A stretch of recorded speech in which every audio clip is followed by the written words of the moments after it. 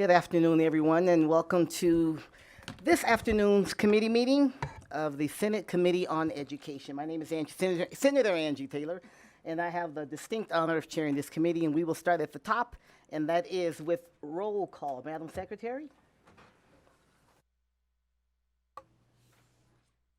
Senator Buck. Senator Cruz Crawford. Present. Senator Donate. Here. Senator Dondero Loop. Here. Senator Rogish. Here. Senator Titus. Here. Chair Taylor. And I am present. Please mark Senator Buck present when she arrives, if you would. Welcome everybody here in Carson City, and also I see a few people there in Las Vegas, and to anyone who may be online. Speaking of online, you will be able to give public comment at the end of the meeting, and I'll give you that number in advance. That number is 888-475-4499, and the meeting ID is 832-3553-1663. I will repeat it again at the end of the meeting, but I wanted you to have it in advance. Okay, just a couple housekeeping things as reminders. Please, if you haven't already done so, silence all of your electronic devices. If you would like to give public comment, or especially if you'd like to give testimony, please make sure you sign in at the door. And then if you have a business card, please leave that with our committee secretaries as well. If you testify, when you testify, you should come forward. Please turn on the microphone. State your name clearly for the record and spell your last name if you would. We want to get it right. And then when you finish speaking, please turn off the microphone so you don't share things you don't want to share. Presenters, if you have any copies and things that you'd like to distribute for the public, they should be presented. Even presenters, they should be given to the committee secretary 24 hours in advance. And then we also need 10 copies to be brought here to the meeting so they can be shared with members of the public. Okay, and should you run out of time, public comment is 2 minutes apiece. Should you run out of time, then do not despair. You can turn in your full written comments to the secretary, and she will make sure that they are shared with the full committee. And then, almost finally, this is a reminder to us as well as to you. This is a policy committee. Oftentimes, things come up that overlap with policy that pertain to funding or finance. That is not the role of this committee. Our committee is if it's good policy, and then we let the finance people do what they do. And then finally, we have committee members, as you can see, often use our laptops. Please don't take that as a sign of inattention or of disrespect. We have exhibits and so on that we use our laptops for, so we are following along and tracking with you throughout the day. Okay, we do have a presenter on Zoom, so we're going to take Senate Bill 229, and we're going to have Madam Vice Chair Senator Dondero Loop, Evan Gorg, and Michelle Westfield, looks like, huh? Westfield, yes. All right, got it. And we do have, I know someone's on Zoom, and so we want to be sensitive to their time. We may take items out of order, but we won't move public comment because we know people plan around that, and we want them to have a chance to share their views. Madam Vice Chair, please go ahead when you are ready.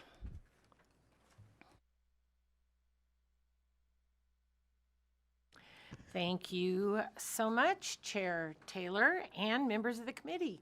I am Senator Marilyn Dondero Loop, representing Senate District 8 in Clark County, and I'm presenting Senate Bill 229, which makes certain changes to existing law concerning financial literacy instruction and the State Seal of Financial Literacy program. With me today on Zoom is Mr. Evan Gong, former Nevada Youth Legislator, and Ms. Michelle Wheatfield, member of the Advisory Council on Financial Literacy.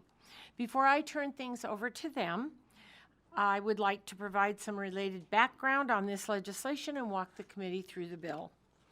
As many of you recall, this body has a long history of strong bipartisan commitment to making financial literacy in the classroom a reality for students across Nevada. From college debt, car, and mortgage loan repayments to considerations about pensions and investments, many Nevadans are faced with complex financial decisions that sometimes last decades. Oftentimes, recent graduates encounter these decisions with little, if any, experience with the complexities of financial impacts.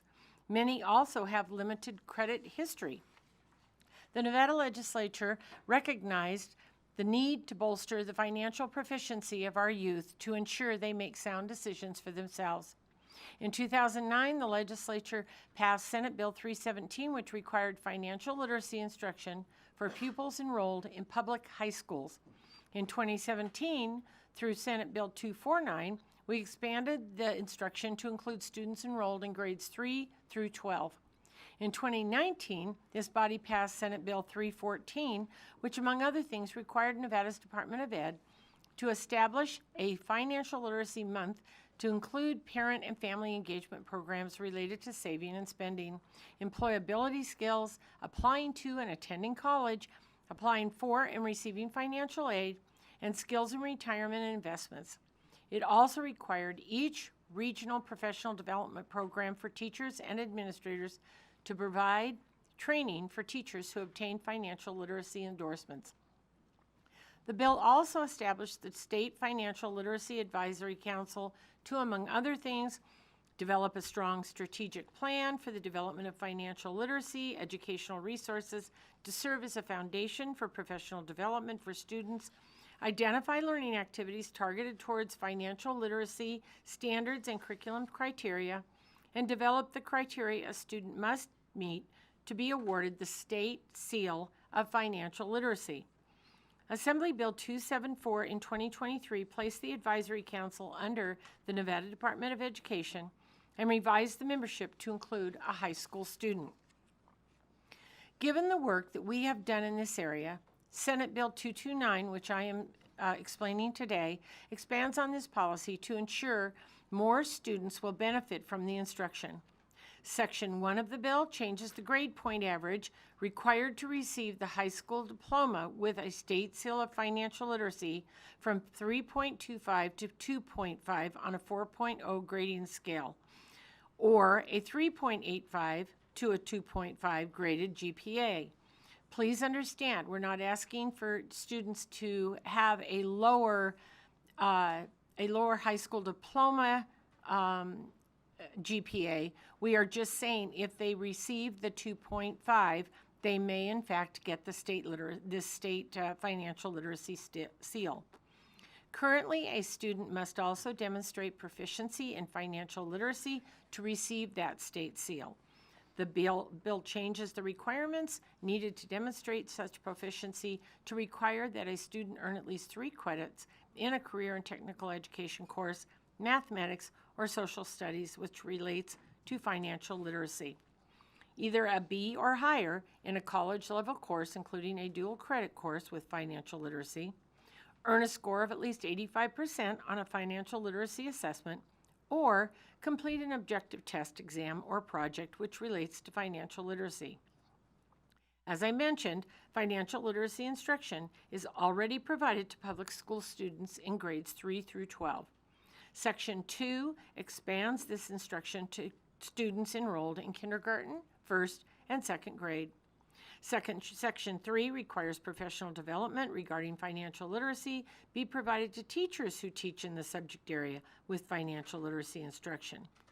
I would now like to turn things over to Mr. Evan Gong online to share his perspective on why this legislation was important and continue to be critical to the financial well-being of students.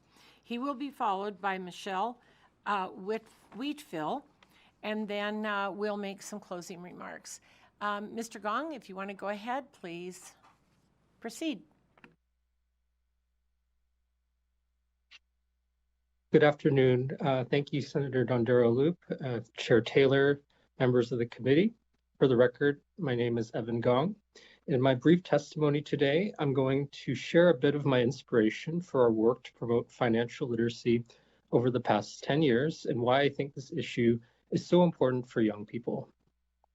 In college, I watched my peers with part-time jobs struggle to manage their earnings, only to face greater stress as graduation approached and student loan repayments loomed. It puzzled me that our public school system prioritized many academic subjects, but overlooked the real-world necessity of personal finance. Many young Nevadans struggle with basic financial skills, understanding credit, health insurance, taxes, and long-term financial planning. I was fortunate to represent my peers in the Nevada Youth Legislature in high school and presented this idea to my former appointing senator, Joyce Woodhouse. Senator Woodhouse not only sponsored the idea, but included me in the entire legislative process. And over the years, we refined and expanded the policy.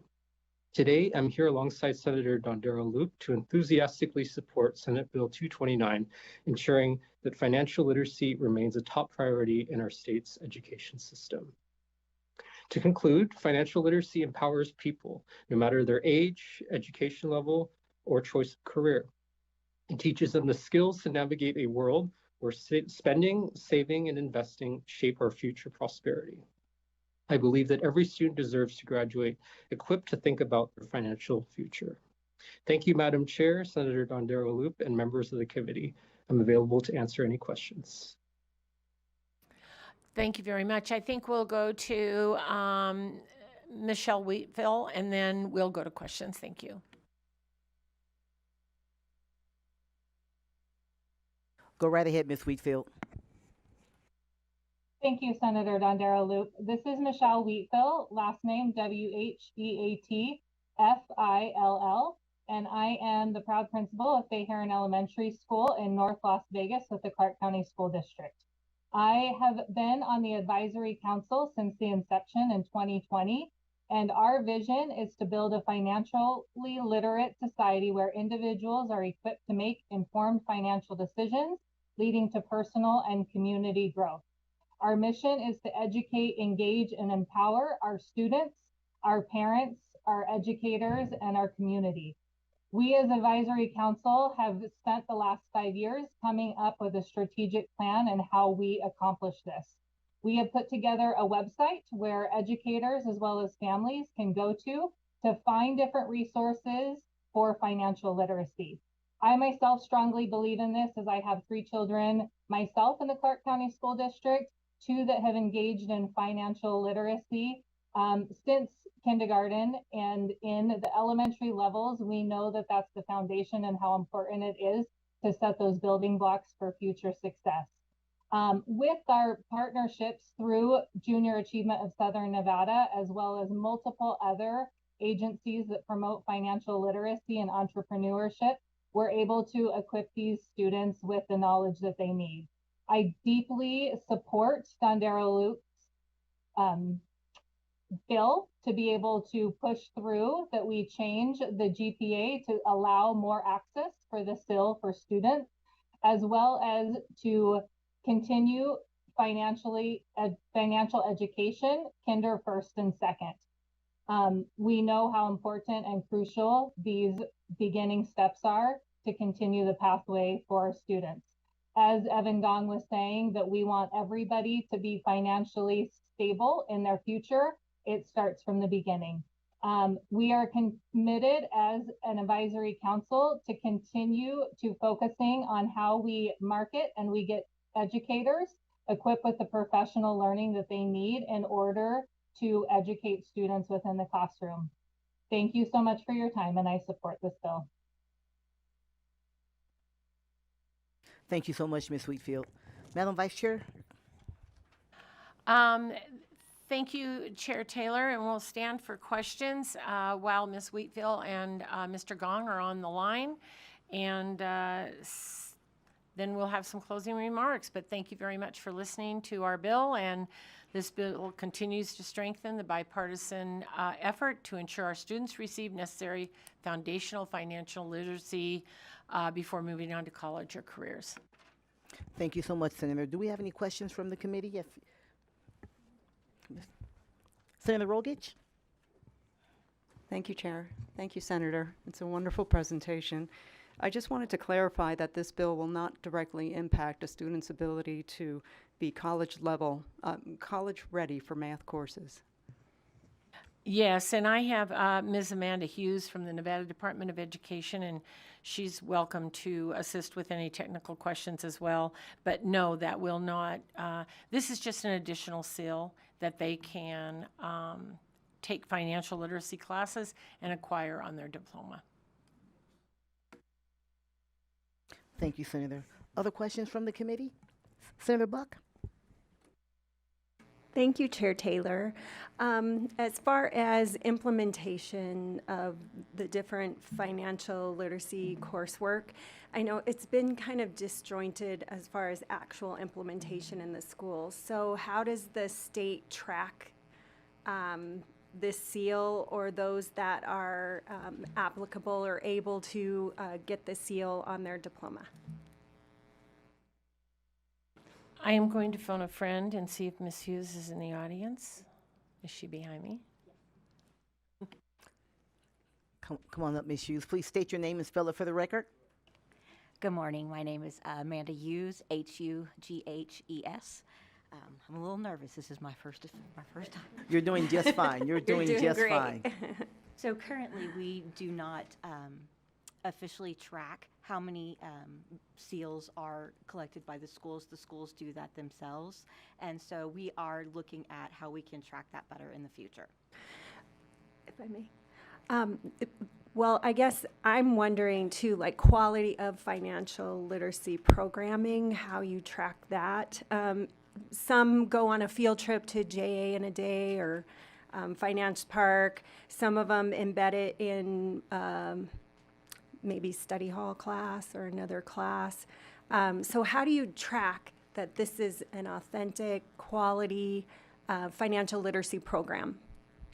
Amanda Hughes for the record. So we do have a certain curriculum that has been approved by the council as well as the state that the districts choose. Each district is able to choose their own curriculum. For example, JA, like Ms. Wheatfield was saying. So that's kind of, they choose from a list of vetted curriculum like they do for any other subject. And Ms. Wheatfield, would you like to jump in here and add anything to that comment? Sure. So really at the school level, we allow teachers to be able to select, or principals if they're doing it school-wide. That is why the advisory council has gone through multiple programs, and we've gone through programs that also offer free education as well as some that are paid. Not everybody can afford to pay for the ones that are more costly. So we do have a list of multiple resources which are found on the financial literacy website of Nevada.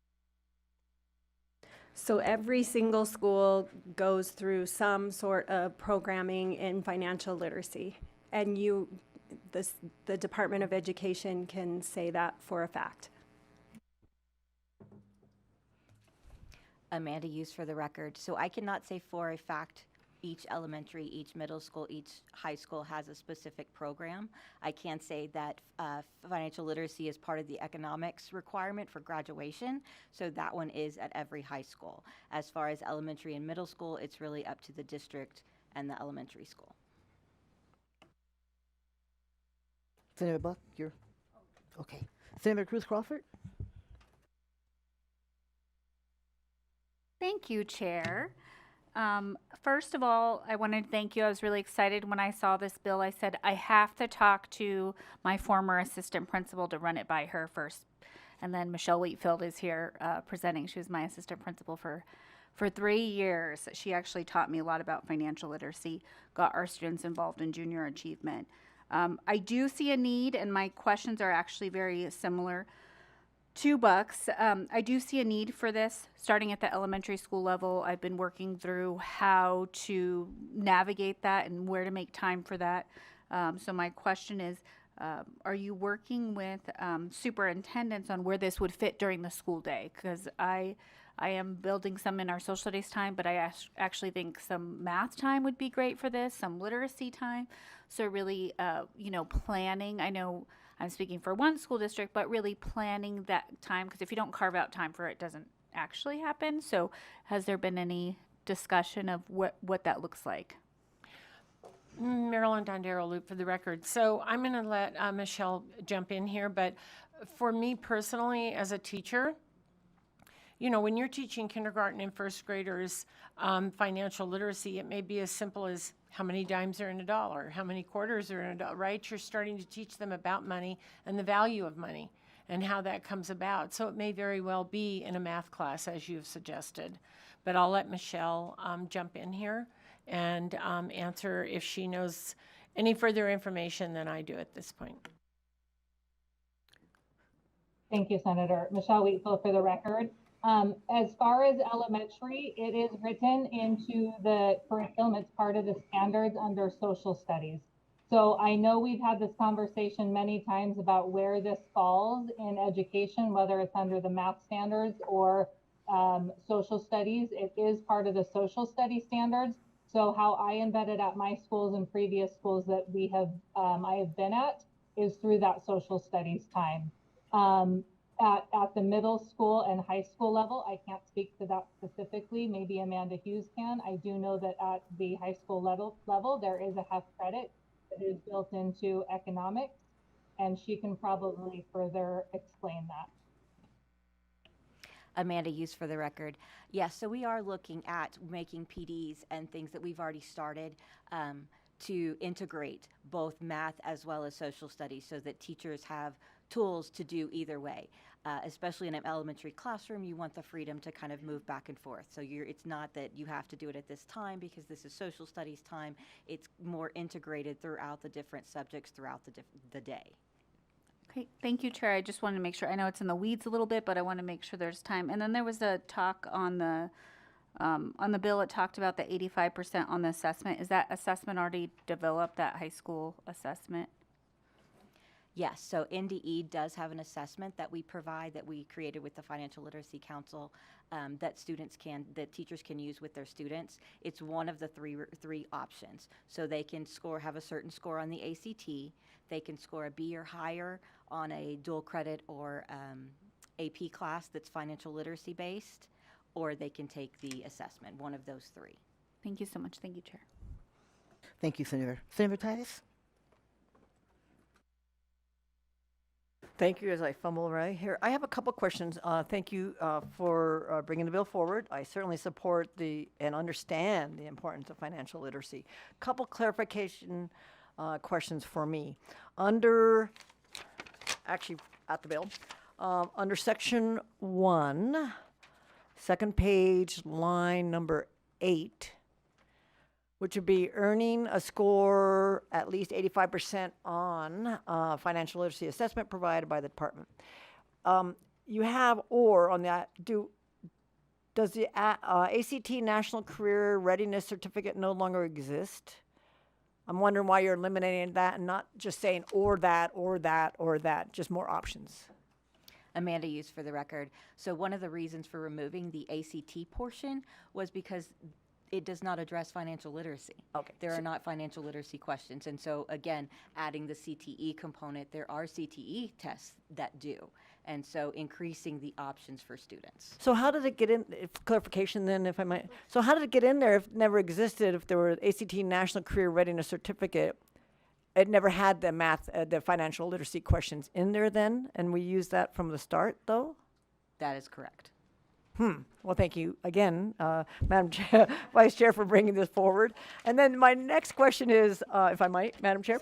So clarify for me, and you may have addressed this, that you're adding now kindergarten as opposed to just 1 through 12. And so I just need to know the programs, is that now the national standard that we start in kindergarten? I mean, I believe the kindergartners need to know what a nickel means, but tell me what the thought was to add the kindergarten to this specifically.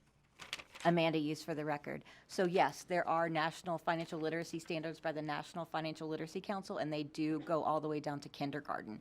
Many states already have K through 12 standards, and we feel the need to have them in Just there. matching that. Thank you. Thank you, Madam Chair, for the questions. Thank you. No, thank you, Senator. That kindergarten question was mine, so thank you for beating me to it. Well, as a former kindergarten teacher, Count those nickels. Committee members, any other questions for the senator? And thank you, Ms. Hughes, for stepping forward. We appreciate it, Mr. Gong and Ms. Wheatfield for the presentation. And Vice Chair, we will dismiss you from the table for a moment. And as this hearing is open, as we open it up for anyone who would like to testify in support, of Senate Bill 229, please come forward. At this time, if you're in Las Vegas and you'd like to testify in support, please come to the table and we'll get to you as soon as we finish here. And then after that, we will get to the phone lines.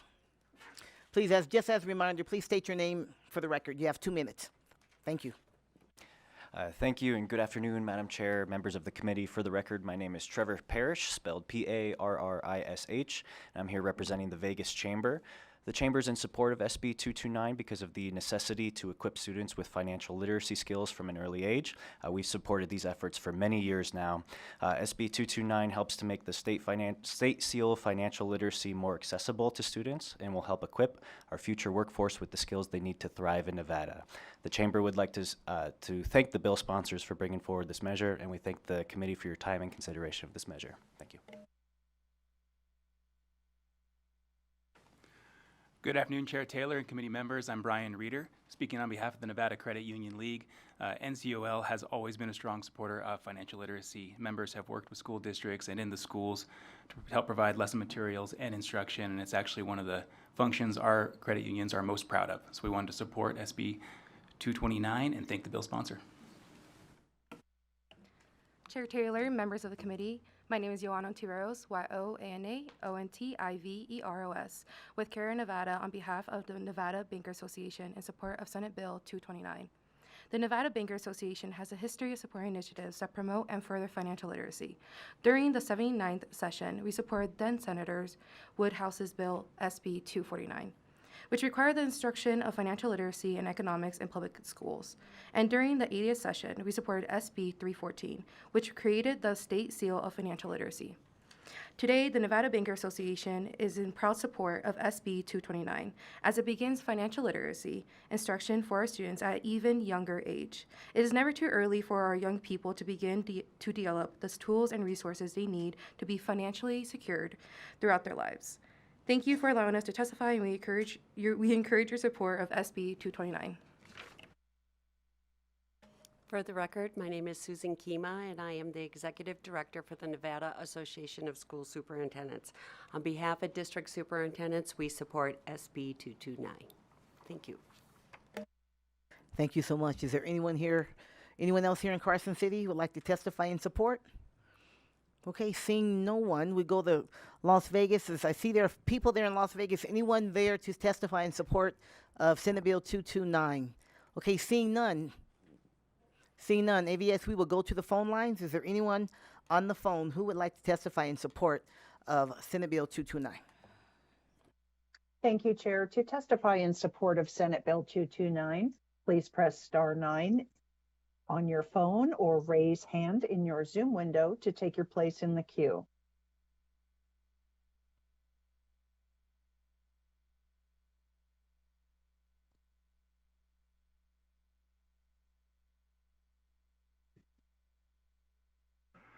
Thank you, Chair. Thank you, Assembly members. Jason Gibson, House of Gibson, on behalf of the Foundation for the Law of Time. We're in support of any financial literacy that would help us to overcome the most prevailing belief today. At the root of all dysfunction, according to the discovery of the law of time, is an erroneous set of beliefs. And the main belief that has us at odds with each other, our environment, the biosphere, and the opposite gender is a belief that time is money. The biggest complaint people have today is not having enough time or money. And this is at the root cause of our social neuroses. The sum result is the fact of the matter, and that is we're following a commercial fiction, and we are programmed by an irregular standard of measure by means of the Gregorian institution of artificial time. So any attempt to address financial literacy would have to begin with the discovery of the law of time, 1989, in the works of Doctors Jose and Loydín Argüelles, but then a thorough understanding and also an admission of neglect by our higher authorities, who they themselves don't even know what money means, because you can see that the world that we live in is on the brink of total collapse, and it's one perpetual emergency after the next. So without the leadership of Justice Anna von Reitz with the American States Assembly and her devoted husband, James Clinton Belcher, and the American Affidavit of Probable Cause, which you can find at any major bookstore online, any attempt to address the financial literacy crisis will be just another stab in the dark throwing more good money after bad. And at 55 years old, I'm here to tell you, having participated in the schools here in Douglas County and with one too many degrees, I get more value out of YouTube and my social networking platform than any institution will be able to offer me at this point. But we can keep on trying, and we will. Thank you for your time. We appreciate your ear, and good luck. Well, thank you. Is there anyone else on the line, AVH?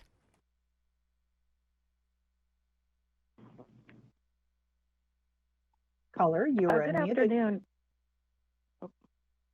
Go ahead, please. Okay, good afternoon, everybody. This is Anna Binder individually. Sorry, I was toggling around here on the phone over too many things. I'm calling in support of SB 229. I've raised 6 children who all attended the Clark County School District. Our oldest is 22, and the older kids did not get financial literacy while they were in even middle school or high school. It was something that we had to teach them on our own, and thankfully we were successful. But my sophomore in high school was able to attend those classes throughout middle school, and so he entered high school knowing how to create a business plan, how to apply for loans, understanding how a credit score worked. And those are very essential skills that I think children need to learn from people, including their families and their parents, because we all know most kids don't listen to us, right? But it builds, a foundation for future financial decisions. It empowers and encourages their independence. It prepares them for the real world challenges in understanding various products, like I just mentioned. And it also encourages them being responsible citizens. And it is linked to overall academic success because it can be integrated into subjects like math, economics, social studies, and makes learning more relevant and practical. So thank you very much to all of the co-sponsors of this bill. Thank you. Thank you, Ms. Binder. Do we have another caller? Chair. Thank you, Chair. There are no additional support callers at this time. Thank you so much. And now we will open it up for anyone who would like to testify in opposition. Anyone here in the building in Carson City? Seeing no one in opposition to Senate Bill 22, that was not a hand. No, it's okay. Seeing none here, how about in Las Vegas? Anyone in Las Vegas to testify in opposition to Senate Bill 229? Okay, seeing none, we will go to the phone lines. AVH, do we have a caller to testify in opposition? Thank you, Chair. To testify in opposition on Senate Bill 229, please press *9 now to take your place in the queue.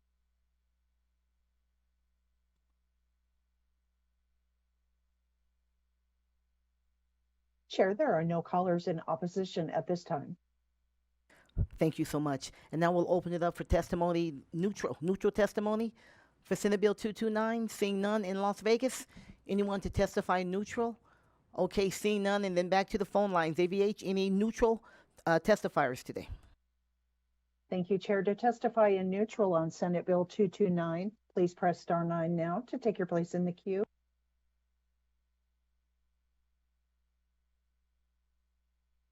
Chair, there are no callers in neutral at this time. Okay, thank you so much. Senator Dondero Loop, would you like to come up for any closing comments before we close this hearing on Senate Bill 229? Marilyn Dondero Loop for the record. Thank you again, Chair Taylor and members of the committee for considering Senate Bill 229. And I urge your support of this bill, and I appreciate all your questions and time, and I look forward to having our next generation be financially literate. Thank you. Thank you so much, Madam Vice Chair. Okay, this will close the hearing on Senate Bill 229. And now we will open the hearing on Senate Bill 176. So we're going to ask those presenters to please come forward. Senate Bill 176. This revises provisions related to education.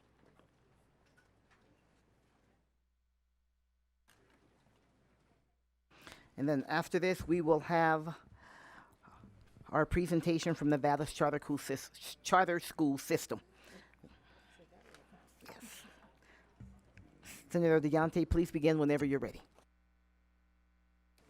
Thank you, Chair, and good afternoon to the members of the Senate Committee on Education. For the record, my name is Fabian Duñate, and I represent Senate District 10 in Las Vegas.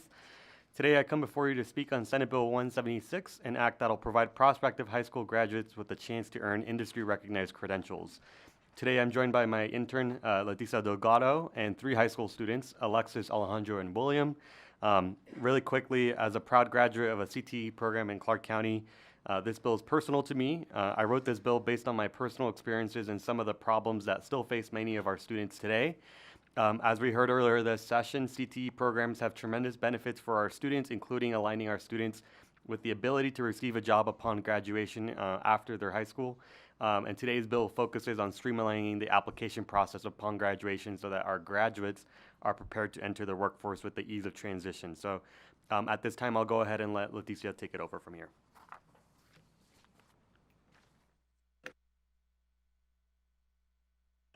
Hi, good afternoon, members of the Senate Committee on Education. I'm really excited to be in front of you today. Thank you, Chair Taylor. So my name is Leticia Delgado, and Senate Bill 176 is an act relating to education. It requires pupils enrolled in the programs of career and technical education for certain professions to take licensure or certification examinations and submit the corresponding applications for licensure or certification to receive credit for completing the program and providing for other matters relating thereto. So first, let's begin with getting some more CNAs in our state. A report by the Nevada Healthcare Workforce Research Center states that to reach the national per capita average, Nevada would need an additional 5,000 nursing assistants. The absence of nursing assistants strains the medical system. The shortage reduces patient satisfaction ratings, increases the risk of errors, and it increases the morbidity and mortality rates among patients in hospital settings. At the same time, an interest in health sciences CTE career clusters is rising. Students are interested in high-wage, high-demand jobs. Career and technical academies do this amazing job of aligning themselves with this emerging enthusiasm. In fact, CTAs produce the highest number of high school graduates with an exceptional rate of 96.9% compared to the state average of 87%. These programs are more than just electives. They're evidence-based pathways that prepare students for meaningful careers that strengthen our workforce. Now, current research in Nevada doesn't explore the rationale behind why students choose to not sit for industry-recognized credential exams. But in our conversations with stakeholders, we learned that many students opt out of credential examinations, in this case, the CNA licensure exam, because of the costs associated with doing so. This makes sense. As we know, 85% of Nevada's CTE concentrators come from economically disadvantaged backgrounds, and in order to obtain a CNA licensure, students may spend between $75 to $300 on their application and exam. Nationwide literature concerning CTE credits and success recommends the removal of barriers to the attainment of credentials. That is why, in the amendment provided in the exhibits, SB 176 seeks to waive some of the fees associated with students who wish to obtain licensure. I will now pass it over to Senator Duñate to speak about the fiscal allocation. Thank you. Thank you. So just referencing now the conceptual amendment. So there are provisions of the bill that dealt with the Millennium Scholarship. In the amendment, those are stricken. So we are not talking about that program. The bill may refer to, as in the original language, it referred to cosmetology and other health professions. We have narrowed the scope only to talk about CNA programs. And so that is referenced in the conceptual amendment, the same document that you're looking at. What you'll notice, right, so there are about 233 students that are enrolled right now. So we have a projection. You can go to the next slide. You can see what are the high schools right now, the public high schools that have a CTE program in CNAs. And so based on the projection, right, we can forecast that we'll have to allocate around $300 per student. And so that's the projection of what we believe to be the enrollment for the biennium per high school. So if you look at the conceptual amendment in the appropriation, that's where it breaks it down based on school district. So the school districts will get the money directly so that they can help have the students take the credential exams and guide them through the end. So the point of this, right, is we remove the barriers for the students to be able to take the licensure exam, right? The reason why I didn't take my CNA licensure exam after my graduation from my CT program was I didn't have the $300 to pay for it. So this is we spend a lot of time talking about the present, right? This is tying the bow before we ship the student off into the real world. So that's the financial aspect of the bill. And then obviously we talked about what we're trying to aim to accomplish. So with that, if it's okay, Chair, I want to have our students talk and more about their experience. So I know Alejandro's in Las Vegas, so if it's okay, we'll have him go first, and then Alexis and William are on Zoom. Yes, please go right ahead, Senator. That's why we did the bills first, because I know we have people waiting on Zoom. So please go ahead.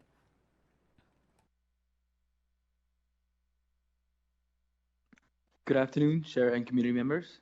My name is Alejandro Chavez Ruiz. That is ALEJANDRO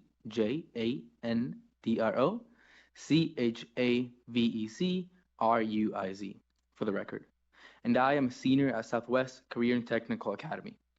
Last year, I completed my school's certified nursing assistant program, a significant step toward my goal of working in healthcare. Through my junior year, I was struggling in a heavy academic workload, so I didn't have the time for a job. The fees associated with my licensure, while seemingly small to some, felt like $1 million to me. The only reason I was able to take the exam and earn my certification was because my parents stepped in. While I am grateful for their support, this experience opened my eyes to a harsh reality. Not every student has the same opportunities. Too many of my talented, hardworking friends were held back simply because they could not afford the test. I stand behind SB 176 because no student's potential should be limited by their ability to pay. The true wealth of our state lies within the limitless potential of my classmates and I. I would like to introduce Alexis, and she is on Zoom. Thank you. Good afternoon, Chair and committee members. My name is Alexis Lee, and that is ALEXISLEE for the record. And I'm currently a senior who completed the nursing assistant program with a clear goal to become a registered nurse specializing in postpartum care. As the primary caretaker for my parents, I learned the profound impact that quality health care can have on a family's life. My journey so far has been enriched by my involvement in HOSA and volunteer experience at Southern Hills Hospital, where I shadow nurses in the Women's Services Department.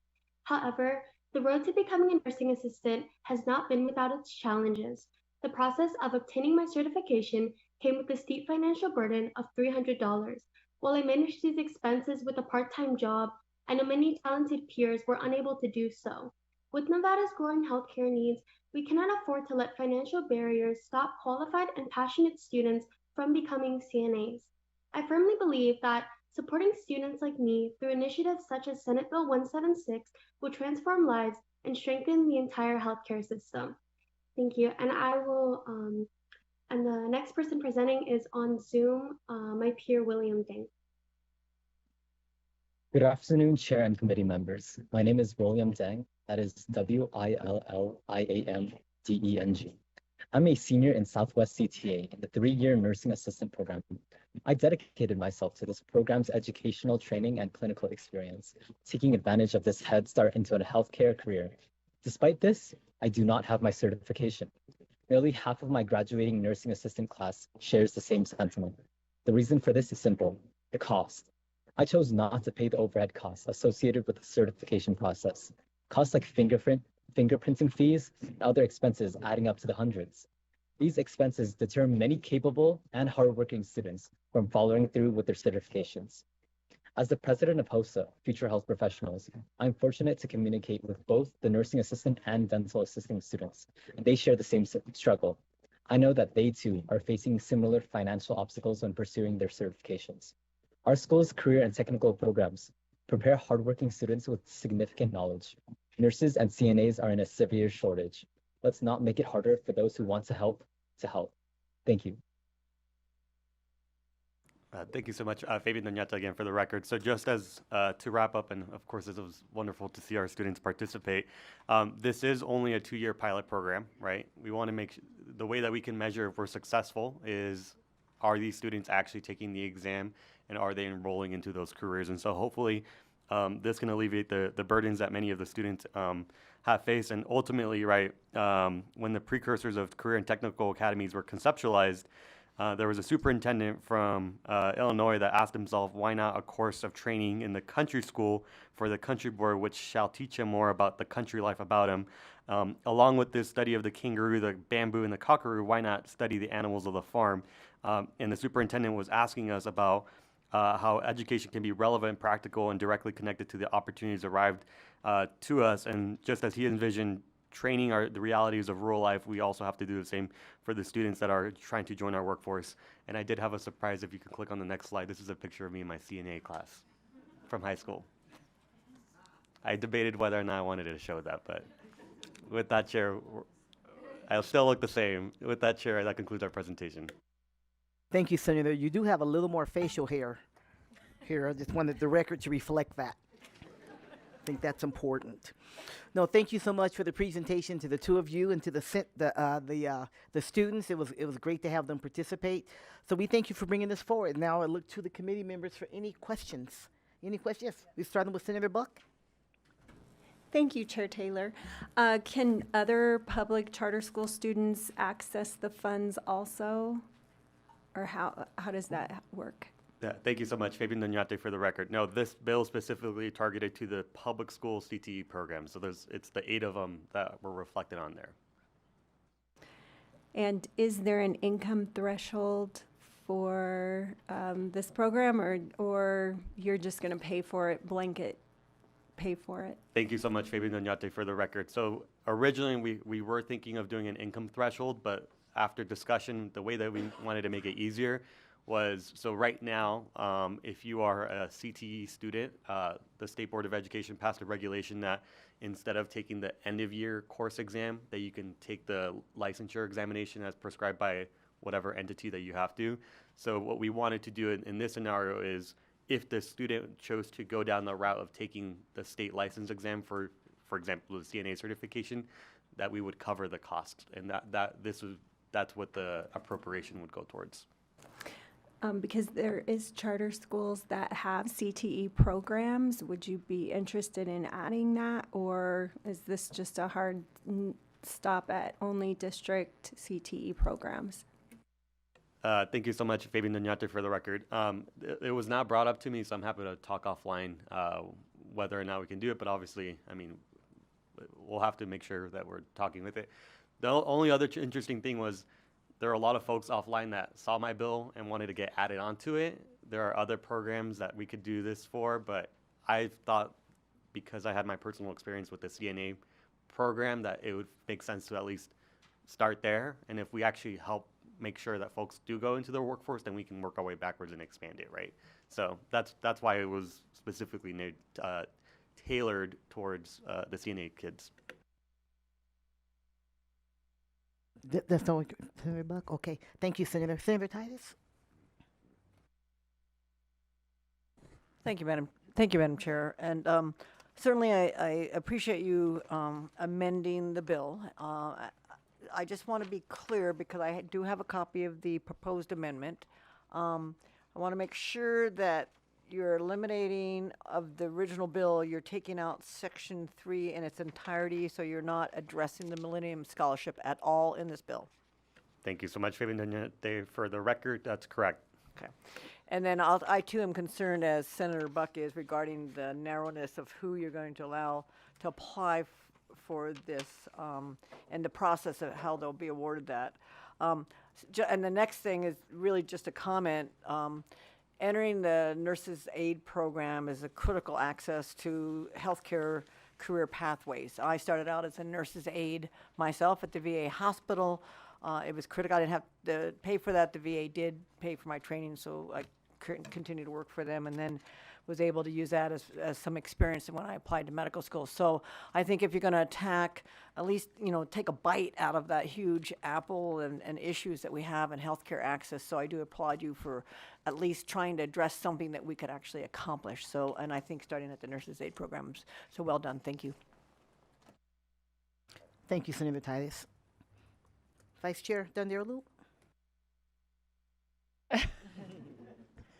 Thank you very much. A nurse was something I never wanted to be. So I knew that was a really hard job, and I was going to teach instead.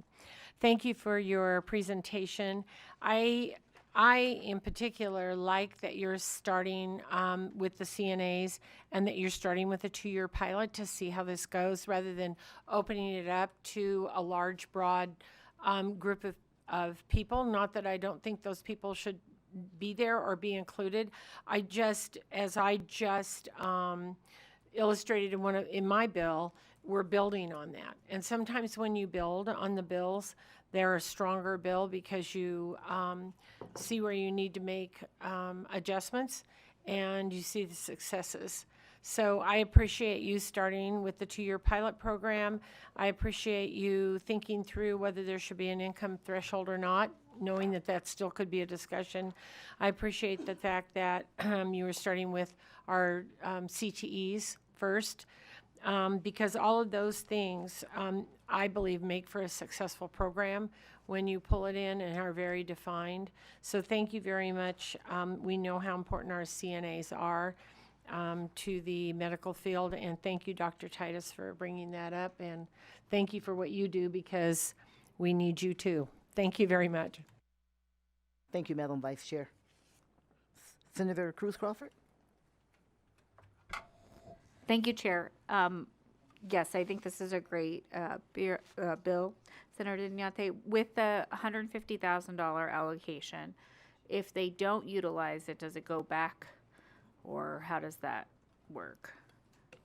Thank you so much, Fabian Doñate, for the record. So my understanding is, so we will allocate these, if the bill passes, right, we give them the appropriation.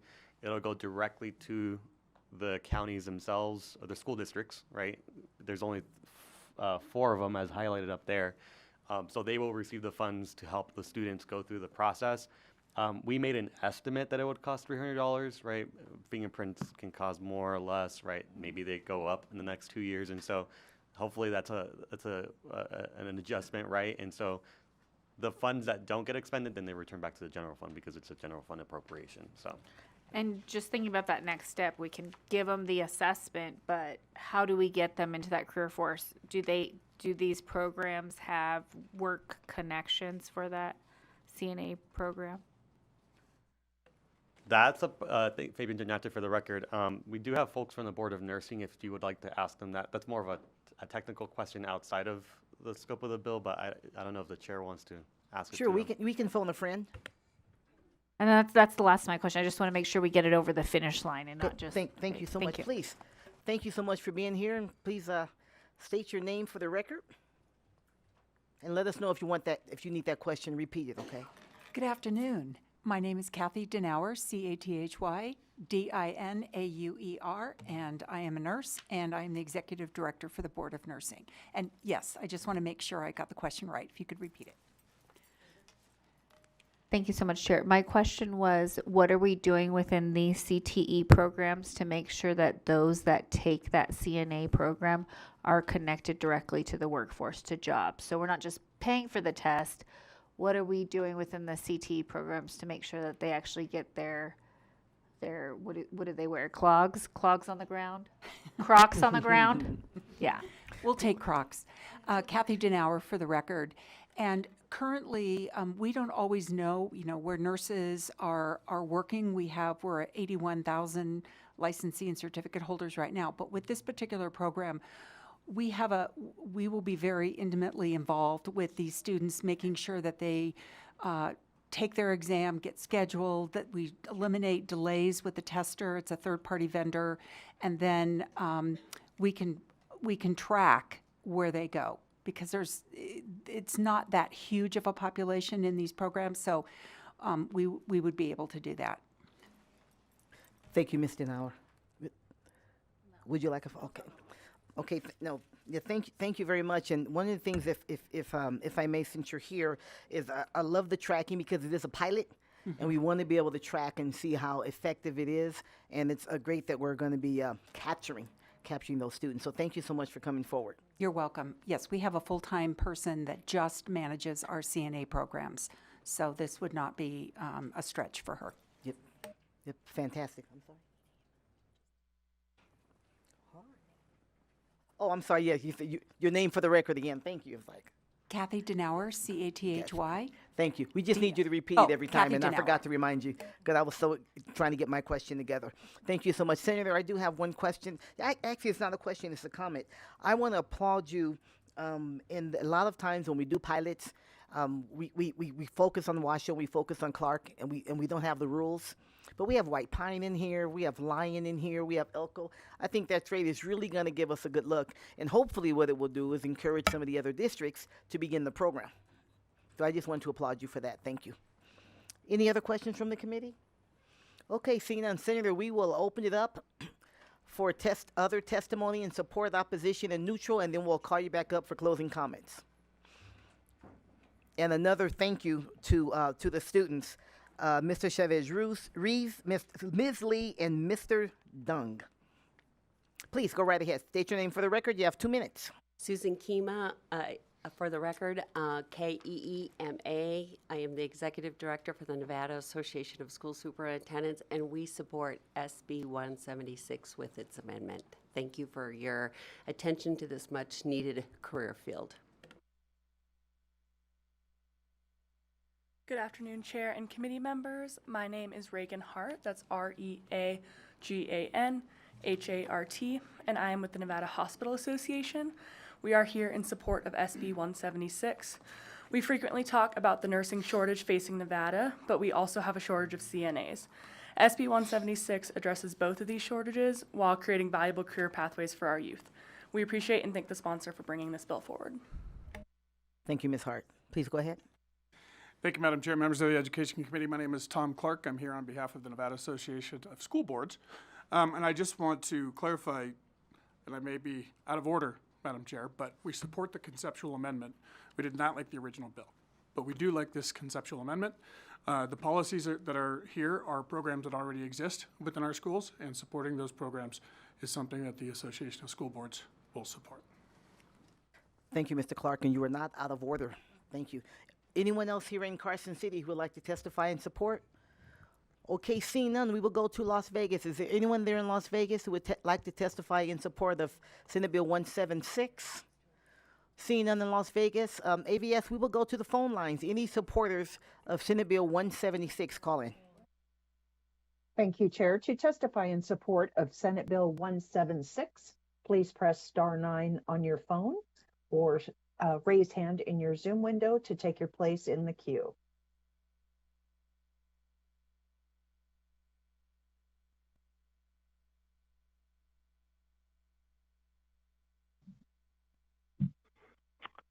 Hello, Marcos Lopez for the RCOS LPEZ, Western Legislative Director for XL&Ed in Action. I want to start off by thanking the sponsor for bringing the legislation forward and to listening to our input. XL&Ed in Action is in support of SB 176. Much has already been said about our shortages in our state in the healthcare space, and we believe this can start to alleviate the issue by strengthening the participants in the pipeline. Lastly, I think there were some good suggestions, Senators Titus and Bucks, that make sense. But as a pilot program, this is a good bill, and I hope the entire committee votes in favor. Thank you. Thank you, Mr. Lopez. Any other callers? We have one additional caller, Chair.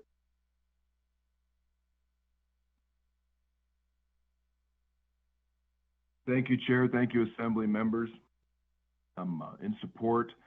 We are in support of measures such as these. I'm sorry to interrupt, but I'm sorry, Carla. We just need your name for the record, please, and then continue. Of course, Jason Garrett Gibson, House of Gibson, GIBSON, on behalf of the Foundation for the Law of Time, World 13 Moon Calendar Change Peace Initiative. I'm calling because of the inspiration of these youth who are participating in this legislative assembly, and drawing the youth into our assemblies, into our local assemblies, and incorporating incentives for students who are graduating onto programs or political science degrees and this kind of thing, to begin drawing upon the inspiration of our youth. Most of our government institutions are plagued by reptilians who are 70 to 80, 90 years old who think they know what's in our best interests. Well, the change of the guard is here, it's now. And you can find out more about the Calendar Change Peace Initiative, time-based art, and the Planet Art Network perspective at lawoftime.org, theharmonicfactor.com, the calendartruth.info, or the americanstatesassembly.net. And while we're at it, let's just carry on because we know this is going out and it's far reaching. We're also at Planet Art, Network. You can also find us at planetartnetwork.info, where time is art. And anywhere that you do a search for the discovery of the law of time, you're going to find out that it makes conscious what's unconscious. And we are so happy to be able to send you this voice. And thank you for the IT department and this wonderful back office that makes it easy for us to find out about what's going on in our state government.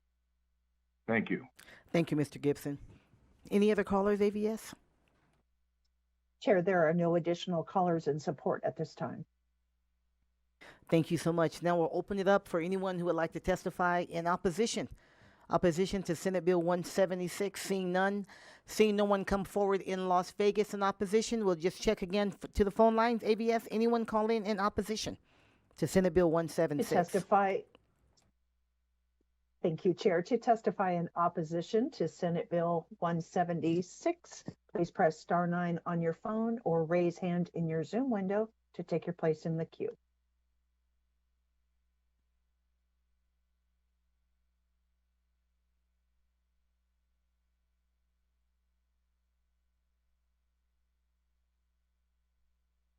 Thank you. Good afternoon again.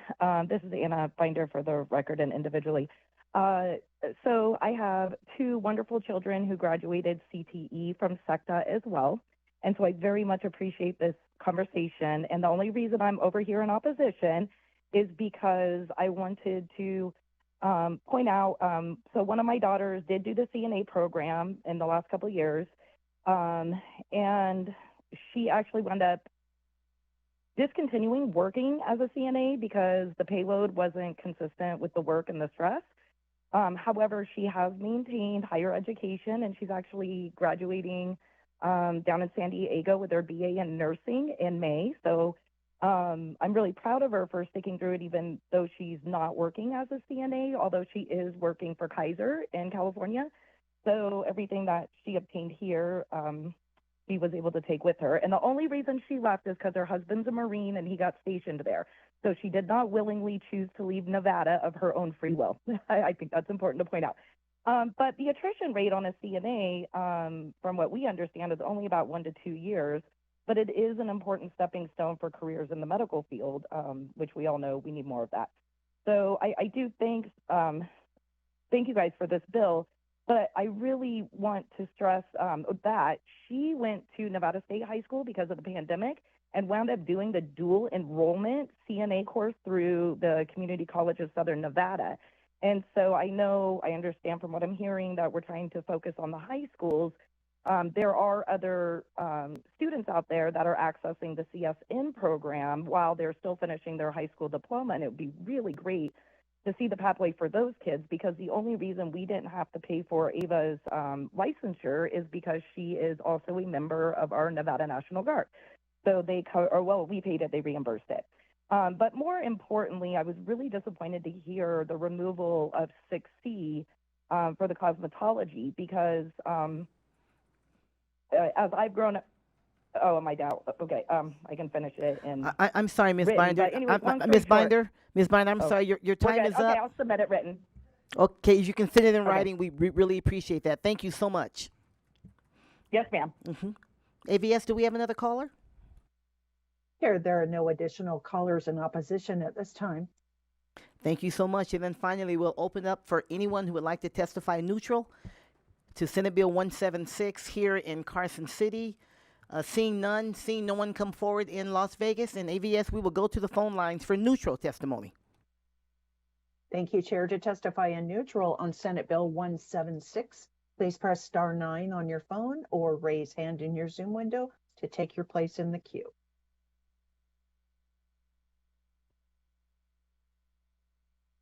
Chair, there are no callers in neutral at this time. Thank you so much. Senator Doniate, no closing comments? Okay, we will close this hearing on Senate Bill 176. Thank you for all who participated and phoned in.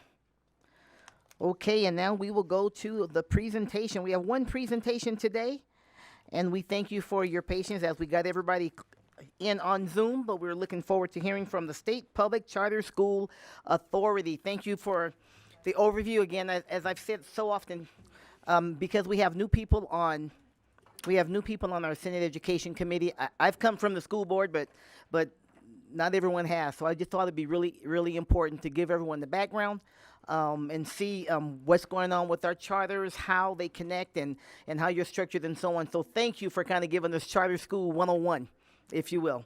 Please go ahead and begin when you're ready. Absolutely. Melissa Macadon for the record, Melissa Mackedon. And with me today, I also have our General Counsel, Samantha King-Powell. First slide. Quickly reviewing 3 specific bills passed in Nevada related to public charter schools helps us understand the current landscape. In 1997, SB 220 passed, allowing school districts and the Nevada Department of Education to authorize charter schools. Shortly thereafter, Washoe County and Clark County each authorized a handful of schools, as did the Nevada Department of Education. In 2011, SB 212 created a statewide charter school authorizer known as the State Public Charter School Authority, which we are representing today. That bill also allowed colleges and universities to sponsor charter schools, although to date none have applied to do so. And last session, AB 400 passed and expanded authorizing authority to cities and counties. Please understand that we are only going to discuss charter schools that are in the SPCSA portfolio, and those schools will be the focus of our presentation. The Nevada Department of Education serves as the State Education Agency, or SEA, at the top of that chart there. It has approved school districts that have applied to authorized charter schools, including Washoe, Clark, and Carson City School District. It has also recently approved 2 cities to authorize charter schools. You see them over there on the far right, the City of North Las Vegas and the City of Henderson. Additionally, as previously mentioned, in 2011, SB 212 created the SPCSA as a statewide charter school authorizer, meaning we can approve charter schools in all 17 counties. In addition to being an authorizer, the SPCSA is also a local education agent and a state agency. We have authorized 44 active charter schools. There is a charter school contract between the board of each school and the SPCSA. Depending on the charter contract approved, the board may oversee a single campus or, if they are meeting standards, multiple campuses. Like all public school boards, the charter school boards may enter into contracts with vendors it believes can support its mission and meet its needs. Lastly, I would like to highlight one additional nuance on this slide regarding pupil-centered funding payments. It is important to understand that the pupil-centered funding payments go directly from the Nevada Department of Education to the charter school. I'd like to spend a few minutes on the 3 roles of the SPCSA.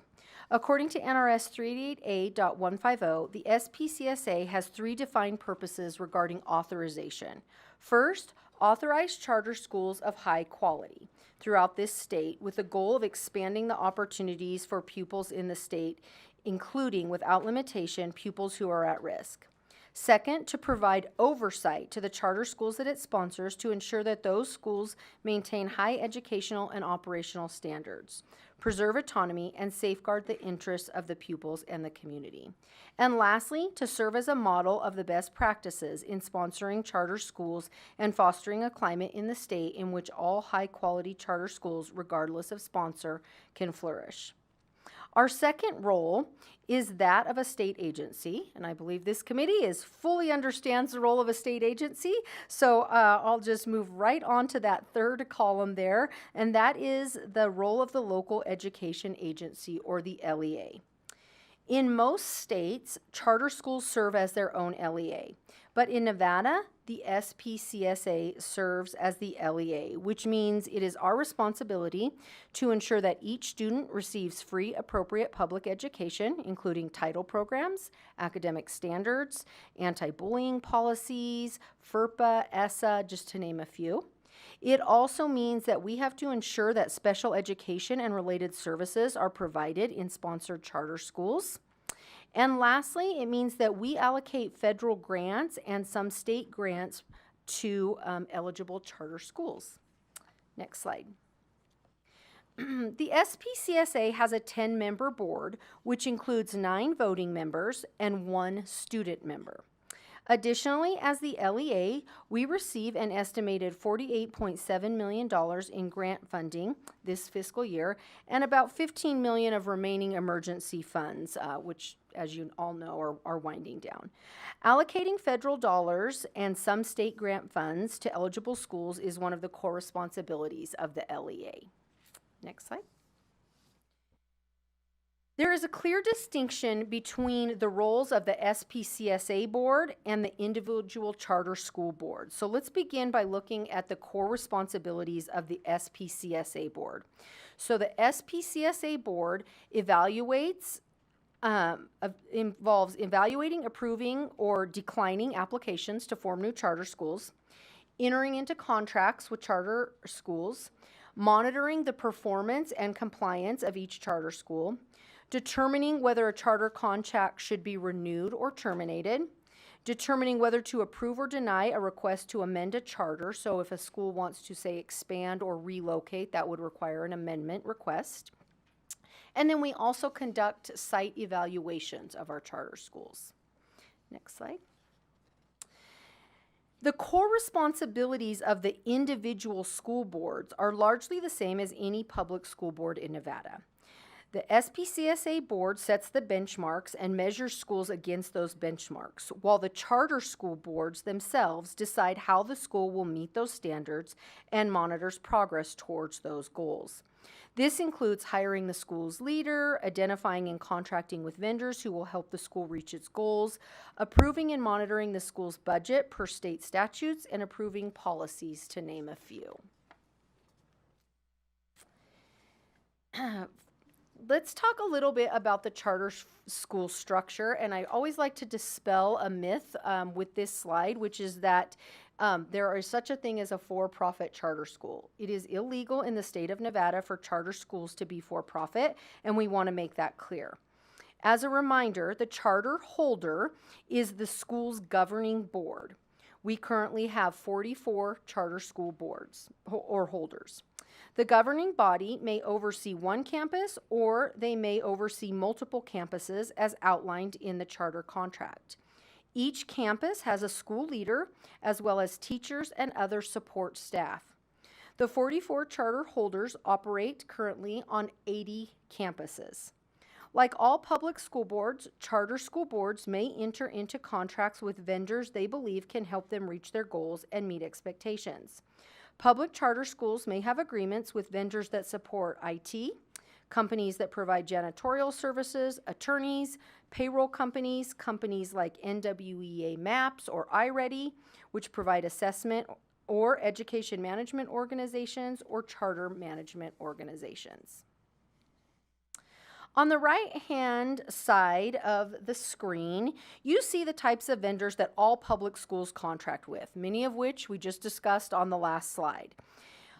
On the left, you see 2 types of vendors unique to charter schools: educational management organizations and charter management organizations.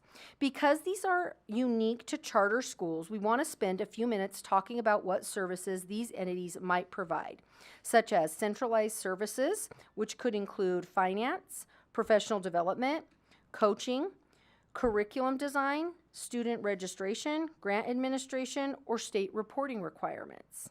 Charter schools pay these entities for the specific services they provide. Payment structures vary depending on the company. There are currently 16 SPCSA schools that contract with 6 different EMOs, and 3 schools that contract with 3 different CMOs, Charter Management Organizations. Next slide. Charter schools are granted some autonomy to make decisions, but with that autonomy comes additional accountability and oversight above and beyond what traditional public schools receive. As you can see from this table, both traditional public schools and public charter schools are measured on the NSPF and on ACING accountability. Charter schools are also, by law, subject to an additional academic performance framework. Like all public schools, charter schools must have an annual independent audit, but additionally, by law, they are subject to a financial performance framework. The financial performance framework gauges both near-term financial health and long-term financial sustainability and financial oversight best practices. Beyond that, public charter schools are held accountable for an organization's performance framework, are subject to regular site evaluations, and are subject to automatic termination. In Nevada, if a public charter school receives a 1-star rating 3 times in any 5-year period, that charter school shall be terminated. Let's dig into some specifics regarding the SPCSA. You can go to the next one, we covered that.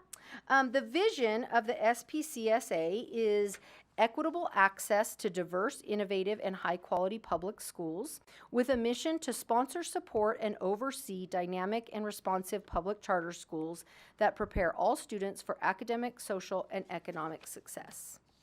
Next slide. As previously mentioned, the SPCSA has 44 charter holders operating on 80 campuses across 5 counties in Nevada, including Churchill, Clark, Elko, Washoe, and White Pine. 85% of schools are located in Clark County. As you can see, the SPCSA is the 3rd largest LEA in the state, and next school year, the SPCSA will be the 2nd largest LEA in the state, as we will be absorbing Clark County's charter schools that they currently authorize will be being absorbed into the SPCSA, and Clark County will no longer be authorizing their own charter schools. So with that addition, we will bump us up a little over 70,000 students, approximately. And with that, I am happy to answer any questions that you may have. All right, Ms. Macklin, thank you so much. I've been on the school board, but I just learned a bunch of stuff. So I really appreciate that. And this is what we wanted, was kind of Charter School 101. Yeah. We do have some questions and maybe even some comments. So we'll start with Senator Titus. Excellent. Thank you, Madam Chair, and thank you for being here today. I appreciate the information. Looking at your accountability and what you're held to, how many charter schools have actually been closed because they didn't come up to performance?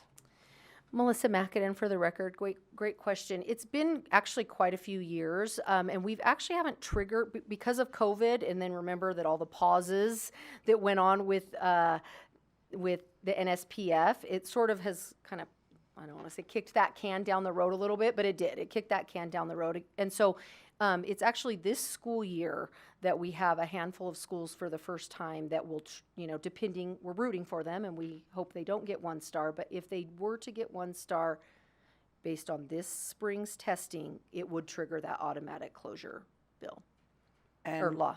You don't know how many are at risk? Yeah, Sorry. 6. 6. Oh, sorry if I didn't hear that.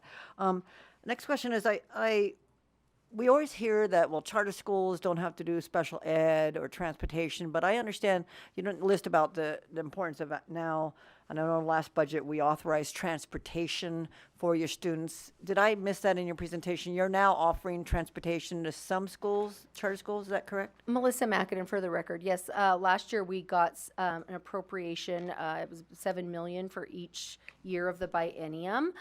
This year we anticipate that all of that money will be spent with like $65,000 of that won't be spent. So we currently have more schools wanting to provide transportation than we have resources to allocate. Can I continue? And so the special ed question that I had, you do have special ed needs students. Is that correct? That is correct, Melissa McAdam, for the record. We are sitting at about 10%. Students in charter schools are also have an IEP. Do we know how that compares to public Yep. schools? In the state, that number is about 14%. And I have that information, Chair. Do you want me to pull it up? Do you want me to send it to you? How would you No, prefer? I can concur. It's about 14%. So 14% versus 10%. And is that just based on the differences is because what do you attribute that 10%, 14% difference that of needs? Melissa McAdam, for the record, thank you for that question. I think years ago, that number was a lot, that gap was wider.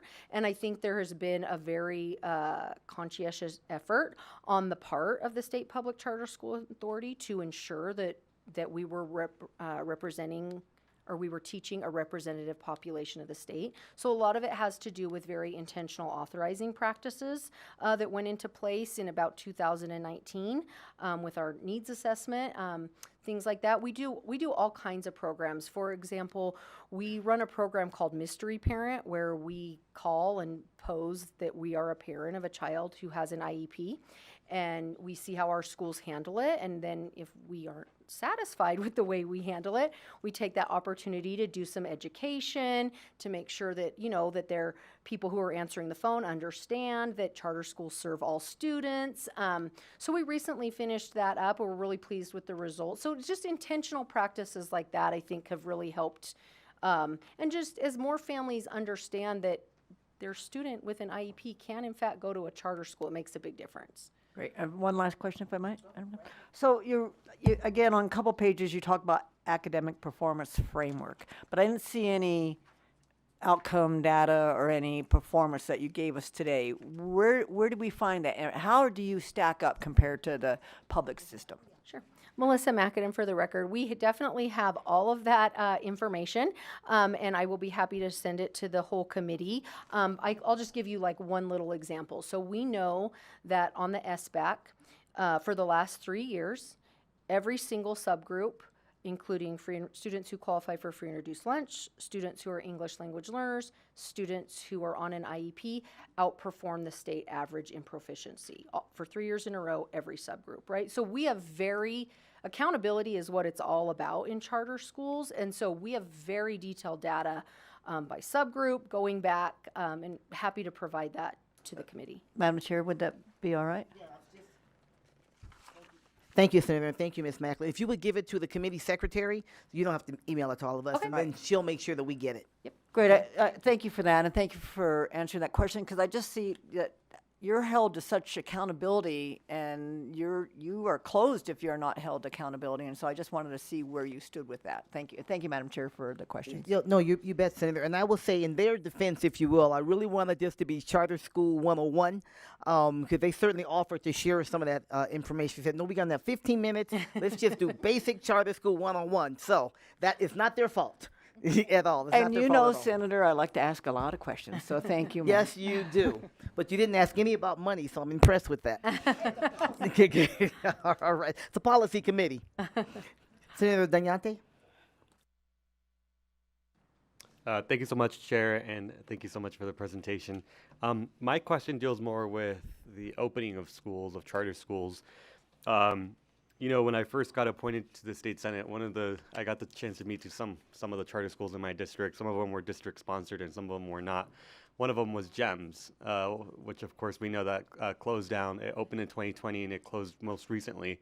It was very clear to me that many of the students that were impacted were students of color that lived in my district. And so how do we prevent that from happening again? Maybe if there's, I guess, are there any lessons learned that you can share as to actually vetting the infrastructure of when schools try to open so that we can avoid them closing 3 years later? Because clearly this should have never happened, and it did. So how can we prevent that from happening again? Melissa Mackinnon, for the record, great question. You are 100% right, Senator. It is much easier to get this right on the front end when we are approving a charter application. So the committee knows, we only approve about 43% of applications that come before us. It is a rigorous progress, but luckily there is a nationwide organization that oversees charter school, not oversees, but it's called the National Association of Charter School Authorizers, and they're constantly looking at best practice and helping us refine our process so that we, like you said, get it right on the front end and we don't find ourselves in an unfortunate situation like we had with GEMS. So just by constantly refining every year, our board reapproves our charter school application process, and we tweak it and refine it based on national best practice. So just, Chair, can I clarify? So just to be sure, there are no recommendations that you have right now in terms of how we need to revise the structure of how they're approved? Melissa Mackinnon, for the record. So one specific example I can give you that's kind of a hot topic right now, if you will, in charter school authorizing is really taking a close look at the people on the committee to form. So we've historically put a lot of weight on the charter school application, and we start to see those applications, frankly, they're just getting better and better with artificial intelligence and all of these things that you're hearing about in every committee that you're on, right? So now there's really starting to be a shift where we shift a little bit and we focus more on the people on the committee to form, what their expertise is, what their experiences is. You know, do they have someone who can help them on the legal side? Do they have someone with a financial background? Is there anyone there who's perhaps started a small business and can, you know, rely on that information? Do they have educators involved, right? So that's a very specific example of kind of how we're starting to shift, is focusing a little bit more on the people involved, more than we have historically. Chair, can I ask one more? I think the struggle that I'm having with was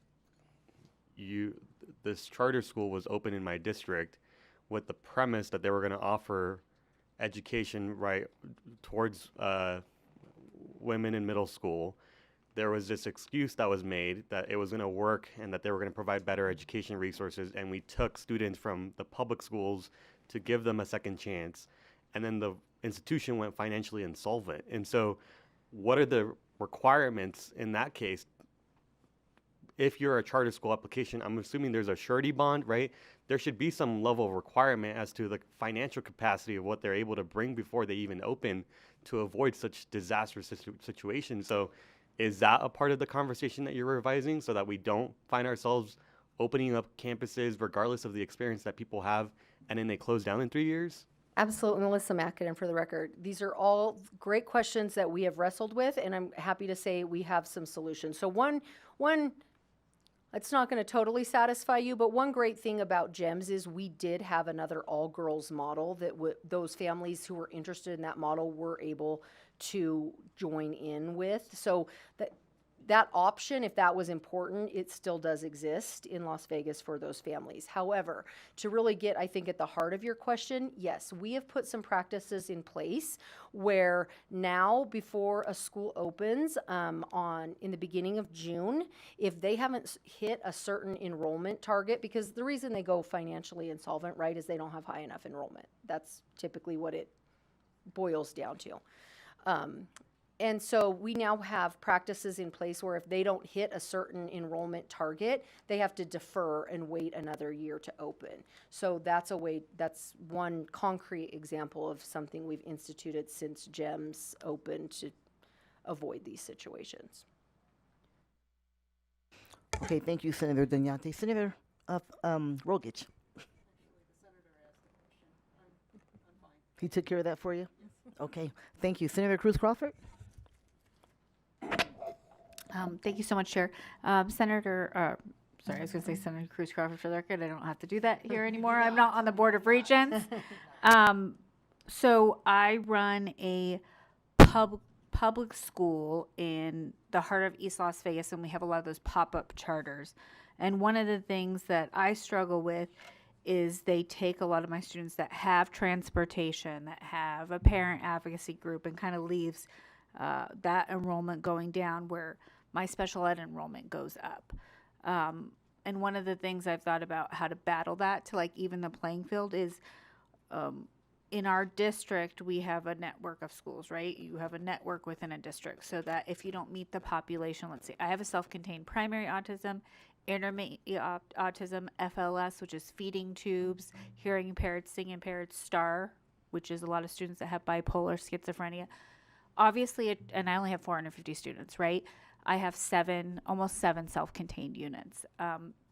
And you don't have enough population at a school to create those classrooms. So I'll get overflow until we can build a classroom.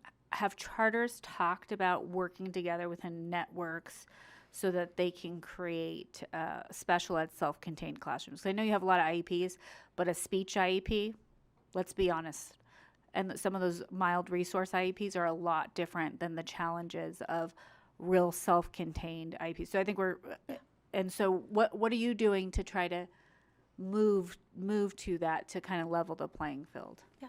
Melissa Macadin for the record. Great question. So before I was in this role, I was a founder and ran a charter school, and I know what you're saying, right? The majority of our caseload initially was students with learning disabilities.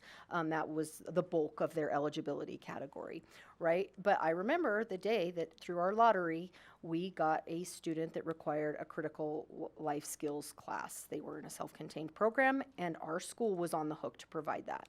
And so we had to hire a teacher for one student. And because of lottery laws, what I wanted to be able to do, right? I think to get what you're getting at is like, I was like, man, I want to go out and get 7 more students to fill this self-contained classroom up, but lottery laws would prohibit me from doing that.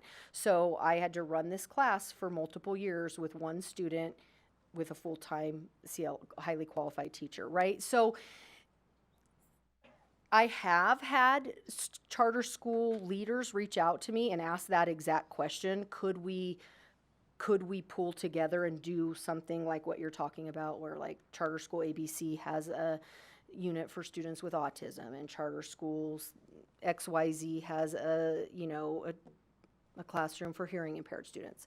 To date, that hasn't happened. It has just sort of been theoretical, and how would that work? And I think a lot of it has to do with, these are like, if I signed up for this school and now you're telling me that I have to leave and go across town to this other school, like it is a little complicated, but certainly the fact that we have transportation dollars now would help.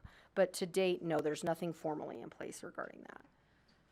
Okay, thank you, Chair. I think once we start solving that problem, we'll be creating a more equitable space between charter and public. So I'd love to talk offline about some solutions. Absolutely, I would love that. Thank you for the offer. Thank you, Senator. I do have a couple of questions.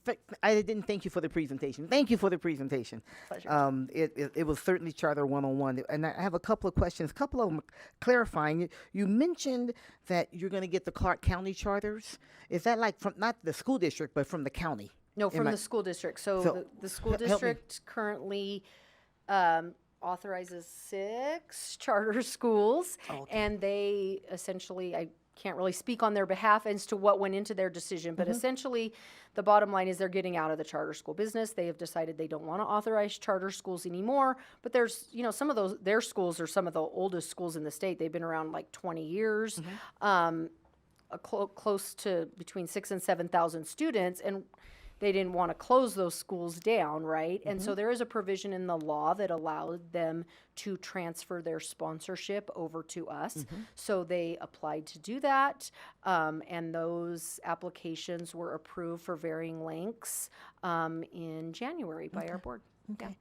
Thank you. They have, you said 6,000 or 7,000 students? Between 6,000 and 7,000, yeah. So they must, is it 6,000 or 7,000 schools, or, because that's a pretty big school with Yeah, 1,000 they have a kids. couple. A couple that probably are a couple of different schools like we okay, that's what I figured. Okay, thank you. Just, I'd like to clarify on that. Second question, you talked about the accountability in, charter schools have to renew and so on. And I remember my time on the school board in Washoe, charter schools that Washoe sponsored, they came back for for recertification. Is that, do you do all schools or just the schools that you sponsor? I'm trying to get the difference between, I remember going through that in Washoe. I'm trying to track. Melissa Mackinnon for the record. Yes, great question. It is a little confusing. So we do just the schools that we sponsor, and Washoe will continue to do theirs. It used to be that a charter contract was 6 years long. Now the initial charter is 6 years long, and then on renewal, we can renew them anywhere from 3 to 10 years, depending on how they're performing. So can Washoe County. So now we renew them kind of based on their performance length or performance. That's how we base their new charter term. But yeah, we just do ours, and Washoe will continue to do theirs, and the municipalities will do theirs once they're up and operational. Yeah.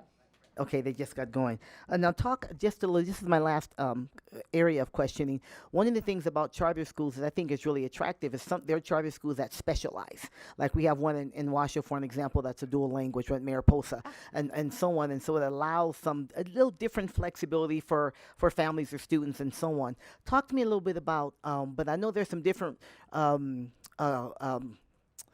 requirements, requirements for, there's some flexibility in terms of the certification of teachers and so on. Help me understand that. I think it's a little different to allow for that specialization. Can you talk me through that a little bit? Yeah, Melissa Mackinnon for the record, Senator Don Darrell Loop's favorite topic. She didn't put me up to it, I promise. No. So right now, there is a provision in the law that allows charter schools to have a certain percentage of teachers that are not licensed. In charter schools in Nevada, right now, 98% of teachers are licensed. The 2% that aren't, typically, it's not necessarily related to their specific model, but I think a good example is like a performing arts school, right? Like they might have like a theater or a dance instructor that comes in that might not have a teacher license. So what we're seeing in our schools is that 2%, it's like the taekwondo teacher or the yoga teacher, some of those sorts of things. Thank you. What does the law require? Do you remember? I want to say it's 100%. It's 80% overall, but in core areas, it has to be 100%. So if they're teaching reading, math, science, social studies, they have to be licensed, fully licensed. Okay. Yeah. Okay. Thank you for that. Any other questions from the committee? Senator Titus? I think I need a clarification from you, Madam Chair. I'm just curious because you brought this up. They have 98% licensed teachers. Is that what you just said? Mm-hmm. Our public school system, with the lack of teachers now, we use these substitutes. They don't have to be licensed, do they? Can you clarify? They're licensed as a substitute. As a substitute. Yeah, and some of the substitutes are certified teachers that don't teach full time anymore. I could be a licensed substitute.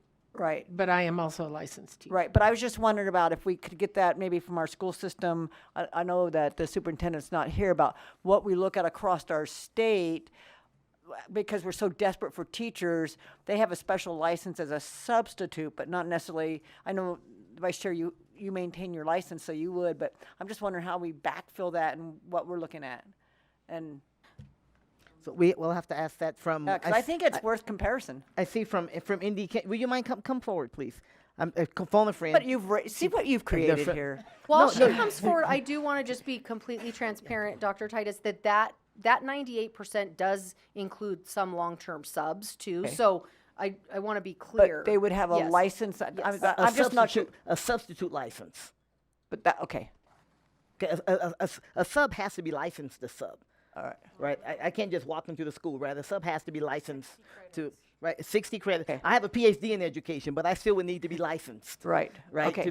In order to do that, and that 98% apparently includes some of those long terms. So in each case, it seems like it's about the same. But we can get the numbers. Right. Do you happen to know the number for NDE? No. So why don't we do this? Why don't, if you wouldn't mind, send what you have in terms of the chart. You have it for the state because you're the authority, right? And just and let us know that information, certified, and whatever you may have percentage-wise long-term subs, and if we can get that from NDE as well for the public school system in the state, but not the charters, because I know there are charters that are public, not the charters. We get that there, and then if you wouldn't mind getting that to the committee secretary, then we can pass that around and we can see. And I know it's a little bit of a monkey, but you keep the charter schools are public schools, are they not? I just said that. Oh, no, but you said for the charter schools, not the public school, but there are, No, I said for the public schools, but not the charters, because they're public charters. Okay, all right, thank you. For the charter school, for the public schools, but not the charters. Charter public schools. Right. All right, thank you. Okay. All right. Senator Rogich. Thank you. Thank you, Chair. Thank you for presentation. Thank you for coming forward. I'm sorry, I just pulled thank you you. out. Thank you. I do have a quick question with regard to substitute teachers. I know she just left, but with regard to special needs children, are you using the substitute teachers to teach the kids that have special needs? Melissa McAdam, for the record, great question. I think I can't, we have the information. I don't have it in front of me. I would say I could undoubtedly say there probably are situations, like in all public schools right now, where there is someone with a long-term sub who is filling in a special ed classroom. I think that's happening, across the state in all public schools. Are you going to change that? We would love to, Melissa McAdam, for the record, we would love to change that. I think this committee is doing a lot of great work on dealing with our teacher pipeline situation. So absolutely, I think no public school out there wants to put someone who I don't want to say only has a sub-license, because we do appreciate them and they do some really good work. So acknowledging that, but as a school leader, I would always prefer someone who had a 4-year degree and an endorsement in special ed. I would always want to hire that person. There's not a public school district or charter school out there who doesn't want to do that, but unfortunately, I think our teacher shortage has backed many public schools into a corner where, that's what that's the choice they're sort of left with. So if you do not have a specialized teacher working with the special needs kids, how are they learning? Melissa McAdam, for the record. So I think it's a very similar situation to, if you only have a sub-license and you're teaching, first grade, right? You're relying on mentor teachers, you're relying on the director of special education to support and help you, you're relying on professional development that your school is providing you. So, same practices and principles across all public school sectors. Thank you, Senator Rogich. Other questions for the committee? Senator Buck? Thank you, Chair Taylor. One of my favorite topics, too, are the different ways that charter schools are innovative. And so I know that there's a business and industry license. Is that included in the 98%? Because I know that, we have firefighters and paramedics that are teaching the paramedic CTE courses, pilots that are teaching aviation, getting students their pilot's license, like the student on the floor today, getting her pilot's license by the time they graduate or before their driver's license. So there's different innovative ways in which we utilize public professionals. But if they don't have a substitute license, how are they coded, I guess, in your system? Melissa McAdam, for the record. So there are some provisions, through trade high schools, ACE High School. We have a similar school to that, Southern Nevada Trades. It's in our portfolio, right? There are some provisions in law that allow that expertise to get them a license. So they would be, they're counted as having a license. But some of the really niche ones, like you're talking about someone who has a pilot's license, right? They're probably going to be over here counted in the 2% of teachers that don't have a license. You good, Senator Buck? Okay. Seeing no other questions for the committee, thank you. Thank you so much. Thank you for Charter School 101, and we really look forward to sharing the information, and thank you, Indy, for bringing that forward as well. We really appreciate your time. Thank you, and thank you for what you do to educate kids. Thank you, guys. In our state. All right. All right, everyone. And now that concludes what we had formerly on the agenda. The last agenda item that we have is public comment. If you would like to make public comment, if you're here in the building, please come forward. I see you're doing so already. Thank you so much. If you're in Las Vegas, please begin to come forward as well if you'd like to make public comment. And if you would like to call in, that number is 888-475-4499, and the member ID is 355-31663. This is our public comment period. It is open up, and you will have 2 minutes, and we will start, ma'am, with you. Just give us your name. You know the routine for the record. Thank you. Julie Carver, JULIE-CARVER. I'm the Executive Director of Southern Nevada Trades High School. We prepare students for college and careers in the construction industry. We're based on ACE up here in Washoe County. We opened last year, and we currently have 9th, 10th, and 11th graders with our first graduates next year. Our graduates will be poised for well-paying jobs in an industry that sorely needs them. Our school was founded by the Southern Nevada Home Builders Association and the Nevada Subcontractors Association, and we have employers lining up to offer internships and hire our students. We are a Title I school, and over 85% of our students qualify for free and reduced lunch. Our student population is 61% Hispanic and 27% Black. We have 17% of our students who are English language learners, and 20% receive special education services. Transportation funding is critical to our school. 70% of our students utilize our free transportation and couldn't come to our school without it. Very critical for us. We are serving a need for at-risk students in an at-risk neighborhood to provide employability for them and to lift their families up, and it's very critical for us to do so. And we would love for you to host, you to come on our campus, have you meet our amazing students, and truly see the future of the construction industry. Thank you. Thank you so much, Ms. Carver. Please go ahead. John Eppolito. In September 2018, the FBI issued a public service announcement titled, Education Technologies, Data Collection and Unsecured Systems Could Pose Risks to Students. Please take 5 minutes to read it. In March 2019, when Google was in Washington, D.C. to testify, a young U.S. senator told them, quote, "Here's my basic concern. Americans have not signed up for this. They think the products that you're offering them are free. They're not free. They think they can opt out of the tracking you're performing. They can't meaningfully opt out. It's kind of like that old Eagles song. You can check out anytime you'd like, but you can never leave. That's kind of what it's like dealing with your company. And that's a problem for the American consumer. It's a real problem. And for somebody who has 2 small kids at home, the idea that your company and others like it are sweeping up information to build a user profile on them that will track every step, every movement, and monetize that, and they can't do anything about it, and I can't do anything about it, that's a big problem that this Congress needs to address." End quote. Since that hearing, nothing has been done to prevent the Googles of the world from collecting, storing, and sharing our children's personal data and creating profiles on our kids. This session, Google has 15 paid lobbyists here in Nevada. This session, Protect Nevada Children, will again attempt to protect the data and future of Nevada children, and once again, Google will fight us. The question is, what will you do? ProtectNevadaChildren.org. Thank you, Mr. Eppolito. Please go ahead. If there are others in Carson who'd like to give public comment, please come on up and fill the chairs. My name is Jamie Austin, for the record, JAMIAUSTIN. Dear Chair Taylor and honorable members of the Nevada Senate Committee on Education, good afternoon and thank you for the opportunity to speak. My name is Jamie Austin. I'm an aunt to 3 students at Doral Academy of Northern Nevada, a parent and the principal of Pinecrest Academy of Northern Nevada. I'm here today to express my strong support for Nevada's SPCSA public charter schools. As a proud Carson High graduate and Millennium Scholarship recipient, I was charged with using my education to serve my community, and that's exactly what I do as a public charter school leader. Charter schools offer families a choice in education that aligns with their children's unique needs and goals.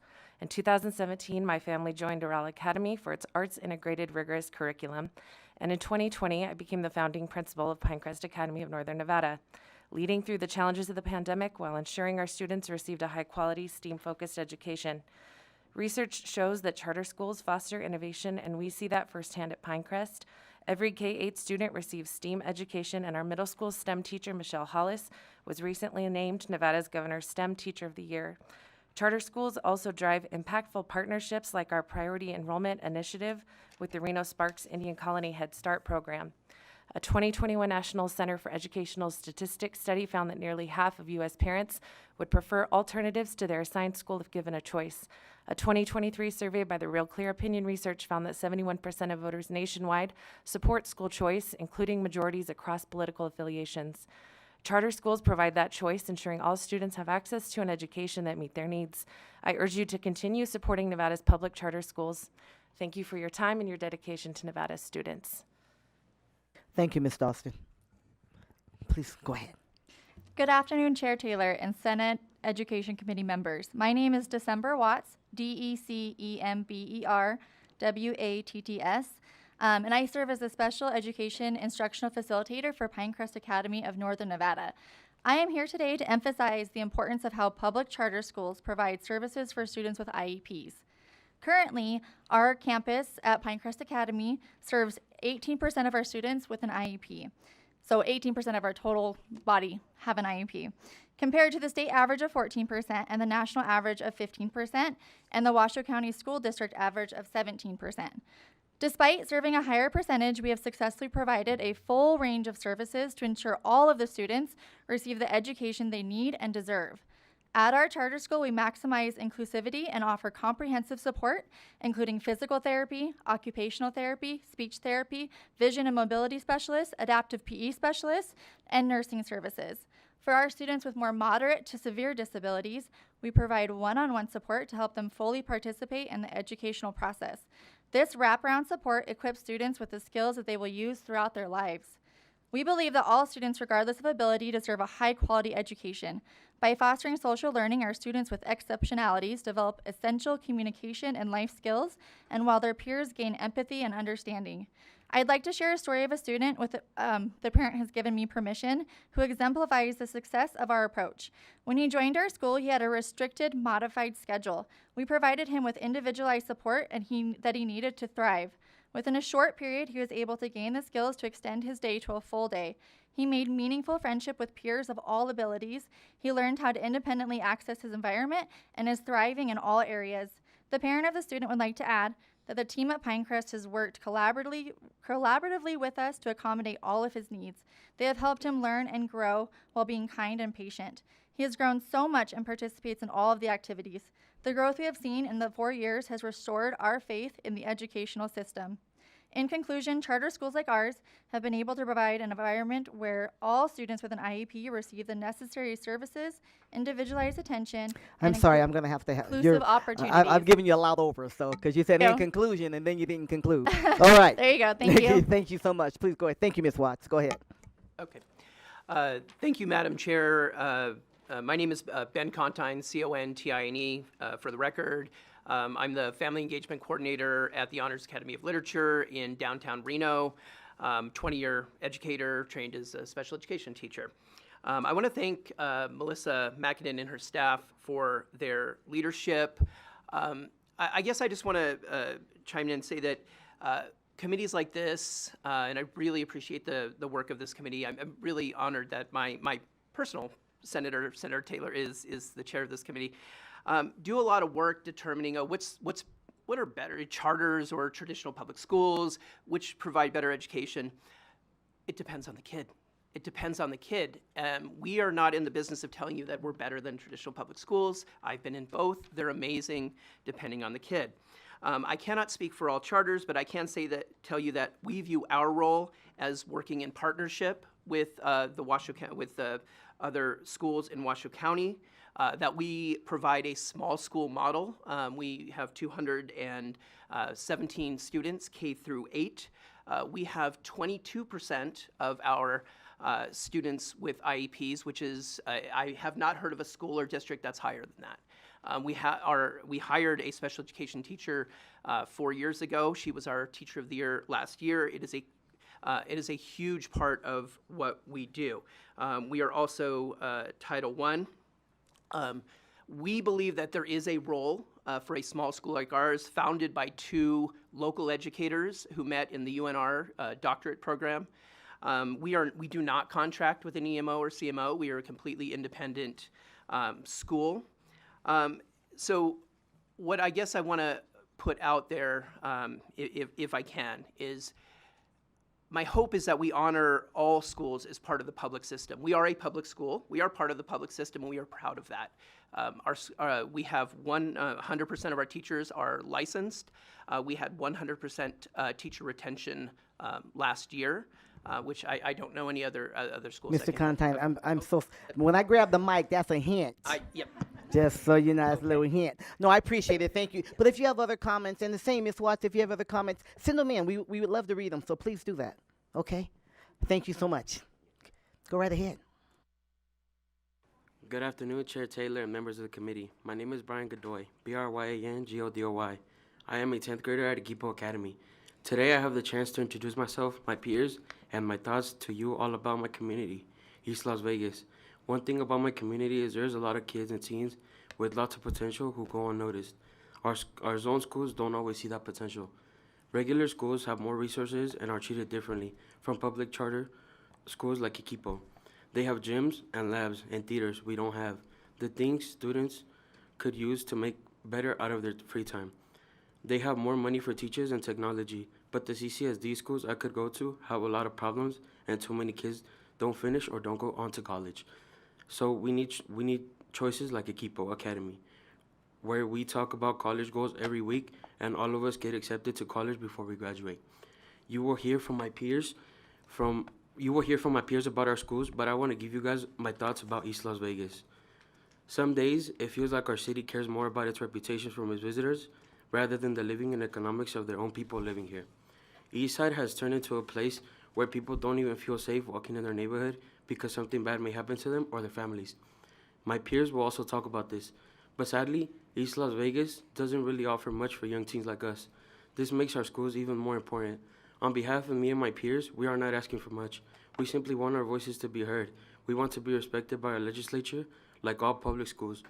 We urge you to consider our concerns and work with us to have great schools and safe spaces within our community. Together we can provide our talented youth with more opportunities in this growing city. Let us invest in our future and ensure that every young person has a chance to thrive. Thank you. Thank you so much. And would you mind just repeating the spelling of your name? We want to get it right. It's Bryangodoy. Thank you, Mr. Godoy. Thank you so much for being here. Appreciate it. If anyone else would like to give public comment, come on up. Absolutely. Please go ahead. Good afternoon, Chair Taylor and members of the committee. I am Gustavo Mangandi. I go to Equipo Academy and I am here to represent East Las Vegas. I live and go to school in the 8910 zip code, and the average money families make each year is $30,000 lower than the average for Las Vegas. We have some of the highest crime rates in our city, and only 1 in 10 adults have a college education. We have exactly one five-star high school, which is Equipo Academy in East Las Vegas. One thing that I would like to be different about the area is the safety. In the last years, the percentage of crimes, theft, homicide, and vehicle theft has been something that had become really common in the area. I think that one way to change this is by connecting with people that don't believe in themselves. I know a lot of people that they don't believe that they could graduate or be someone because they are not doing good in life, and this makes them take the wrong path.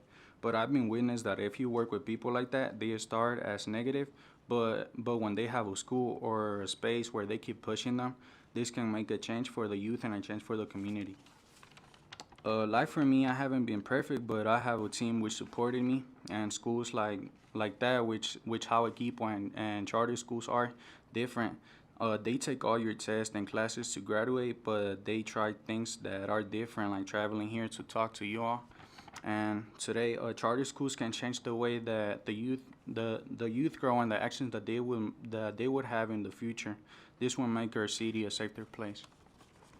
Thank you so much. And just once again, will you spell your name for us again? We want to get it right. Turn your mic back on. Sorry. Okay. Gustavo Mangandi.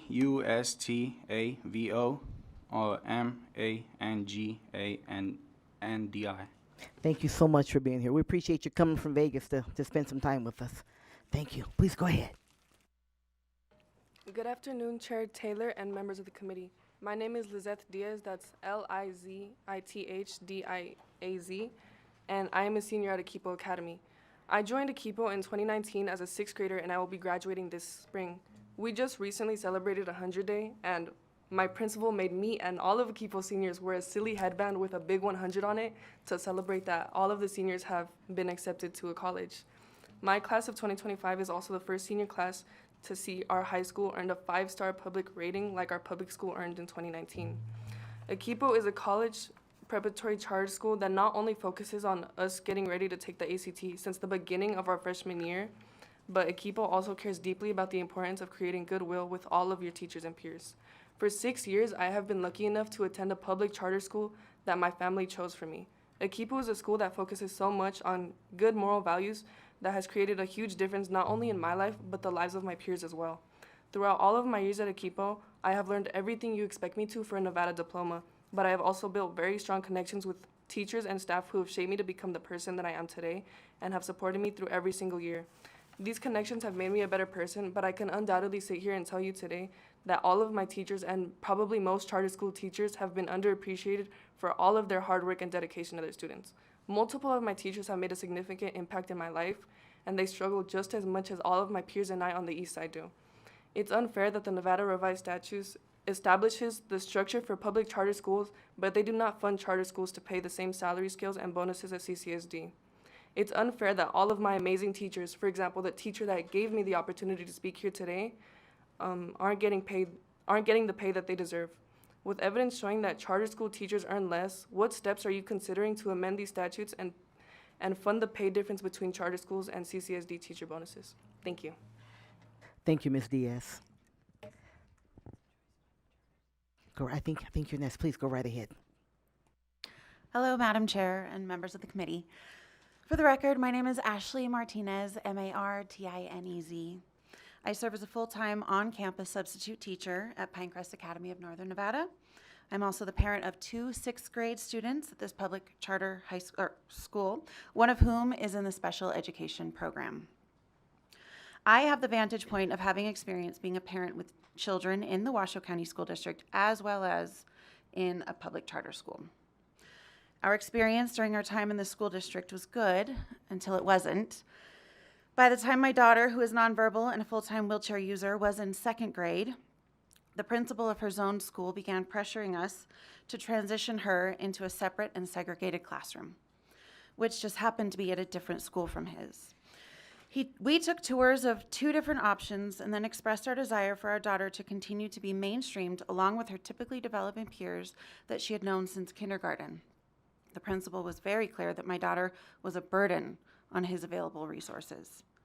Please keep in mind that my daughter has never had any behavioral issues and that we have always been told by her teachers that she is a true pleasure to have in class. This principal did not let up on his quest, and by the end of my daughter's 3rd grade year, it was made very clear to us that we were not welcome at his school anymore. I requested a meeting with the administrators of Pinecrest Academy of Northern Nevada during that summer break. I explained our situation and our desire for our daughter to be in a general education setting alongside her typically developing peers. This public charter school welcomed us with open arms. My daughter has now been at Pinecrest Academy in Northern Nevada for almost 3 years. Not once have we been pressured to change the placement of our daughter. Pinecrest has provided her with everything she has needed to access their rigorous curriculum and has never once made us feel like we are creating a hardship for them. On behalf of my 3 children, my hardworking coworkers, and the community that Pinecrest has cultivated, I strongly urge your support for public charter schools. Thank you, Madam Chair, and the members of this committee for your time and consideration on this important issue. Thank you, Ms. Martinez. Please go right ahead. Good afternoon, Chair Taylor. Come a little bit closer to the mic, if you would. Thank you. Go right ahead. Good afternoon, Chair Taylor and members of the committee. My name is Kevin Argueta, and I am here representing Equipo Academy. And Before you go, will you spell your name for us? We want to get it right. Kevin Argueta. Thank you. My name is Kevin Argueta, and I'm here representing Equipo Academy. I am an 8th grader. First things first, I want to say I am thankful for what we have, and we do a lot with what we have, and also help a lot of people get into colleges, and also have a lot of adventures with what we have. I was wondering if you guys can help us get windows in our building and have a bigger building, because I go in a class and I get stressed and can't even see the light outside, and we have fire doors, but you use those for windows. I also think we should also have a bigger building because we are a 5-star school and have great students. I think it will help a lot of us because I have been through a lot while I'm at school, and I think it will make a lot of our students feel better if we have windows and also have a bigger building. Most times there's been moments where I have gotten stressed and I need to get a breather and see the light outside, but we can't do that in our building because there's no windows, and I think we should get a bigger building because there's been moments where I get picked up from school by Ubers and they don't even think our school is a college school. They think it's a garbage tours. And I also think it's messed up for other schools on the east side that have a bigger building and that are now a 5-star school like Monaco and Roy Martin. Thank you for hearing my speech, and I hope this can convince y'all to give us a bigger building and windows. Thank you. Thank you so much for coming and sharing with us. Thank you. See who's next? Right there, please go right ahead. Hello. All right. Good morning, Chair Taylor and members of the committee. My name is Dwayne Vallon, and I'm an 8th grade student that goes to Akipo Academy. This is why I'm here. I want to be treated the same way as other schools. We want to benefit our youth, but right now, if we choose to leave a CCSD school to go to a public school like my school, Akipo Academy, we might get better education, but we don't get the same like facilities or buildings that other schools have. So, basically, my school is it's an old warehouse. See, I'm an athlete who plays basketball at Akipo, but it's very challenging. This is due to the fact that our gym doesn't receive enough funding to provide a basketball gym. I've been playing basketball at Akipo since 6th grade, and it's been a real hassle playing on our courts. Occasionally, when it rains, the courts can be flooded, and also the courts have no grip, and it's very easy to get injured. And I want my friends and family to be playing on a real court. We are a public school, and we have better rankings than all the other schools around us. Also, our school is a 5-star school. That's the only school that's 5 stars in our area. Yeah, and I want you to know this because I hope that this year, public schools like Akipo can receive better funding so they can provide us with more buildings and facilities. Thank you. Thank you so much, and we can certainly hear your passion, Mr. Vallon. Please go right ahead. Is there anyone else in Carson City? Please go ahead and come forward. Chair Taylor, members of the committee, and all those present today. My name is Anne Vallon, A-N-N-E-V-A-L-I-N, and I am honored to speak here and close on behalf of my classmates, my school, and community. You've heard our voices. You've heard about our public school and the challenges we endure to participate in extracurricular activities, especially sports. For many students, sports serve as an outlet for stress and are a part of their identity. You've heard how important school choices are. The very children who live here in Vegas are often left behind, exposed to environments that no minor should have to go through, expected to grow up too fast around an industry that does not prioritize their well-being. We are not asking for the world. We are asking for the chance to succeed and for a community that values its young people. We are asking for every public school to have the same great buildings and resources. This is our home, and a home should be a place where its youth can thrive, not just endure. The future of our city lies in its students, in its next generation of leaders, thinkers, and innovators. We should not be seen as a background to a tourist experience, but as individuals with potential, dreams, and a right to a better environment. As of right now, that future is slipping away for too many of us in East Las Vegas, drowned out by the noise of industries that prioritize profit over people. You have the authority to ensure that we all get a great education to become leaders like you. The power to change this is in your hands. Because if we as teenagers can stand here and demand better for our peers, then surely those in power can do the same. Las Vegas can be a city that shines not just for its visitors, but for its residents, especially its students. And that future begins with you. Thank you. Thank you, Ms. Vallon. That was a great close. Please go right ahead. Hi, Madam Chair, members of the committee. My name is Kalen Evans. I'm the president of the Washoe Education Association, and we represent all the certified professionals in the Washoe County School District. And I want to start out by recognizing that many of the charter schools in our community are providing meaningful educational experiences for students and families. Schools that were just discussed, ACE and the Davidson Academy in Washoe County, are great examples of charter schools. They offer specialized services for our students and families, and the educators in these schools are working extremely hard. I want to focus on two pieces real quick that were addressed. This is the EMO, the Educational Management Organizations, and also some discussion around special ed. While charter schools are structured as nonprofits, many contract with for-profit EMOs to manage finances, staffing, and operations. These EMOs charge management fees and other service costs, meaning that some of the taxpayer dollars intended for Nevada students end up leaving the state and going to out-of-state corporations. Unlike traditional public schools, which are subject to full transparency and oversight, EMOs are private companies that do not operate under the same public accountability standards.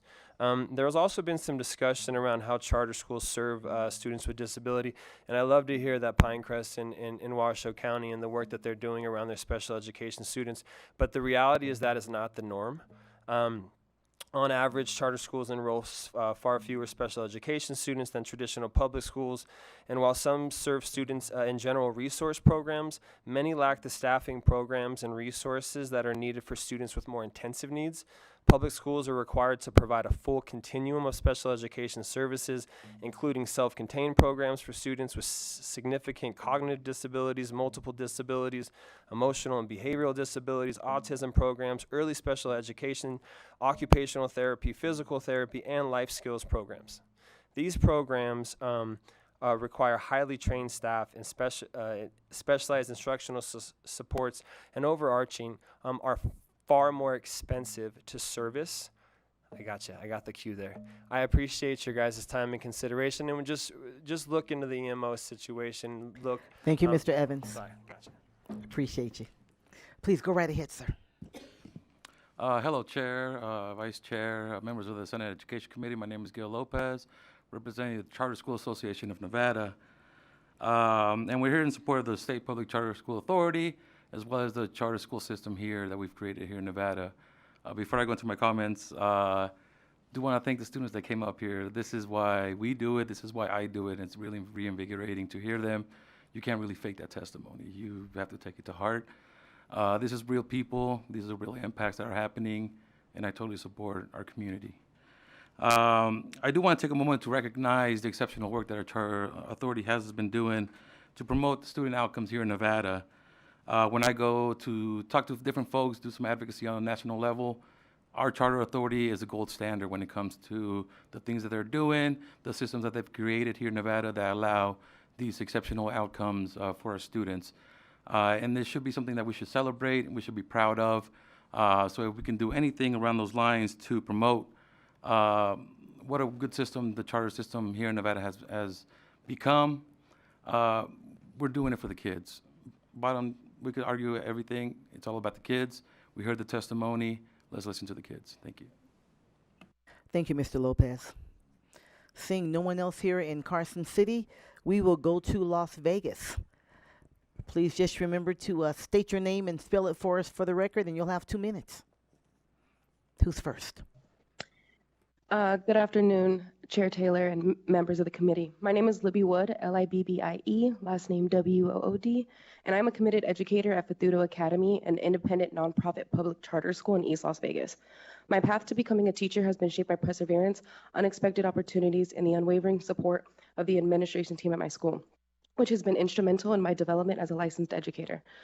During my undergraduate studies, I had faced challenges of balancing work and student teaching due to financial obligations and my responsibility to support my family. As a result, I graduated with a bachelor's in educational studies, a program that, while fulfilling, did not lead to teacher licensure. Given the necessity of licensure for a teaching position, I initially felt it would be impossible to pursue my dream goal. Therefore, I applied for a paraprofessional position at Fathudo Academy. While working as a paraprofessional, I was encouraged to get my substitute license, which I had quickly got, and then was later presented with an unexpected opportunity to provide coverage for a classroom in need of a teacher, while only having that substitute license.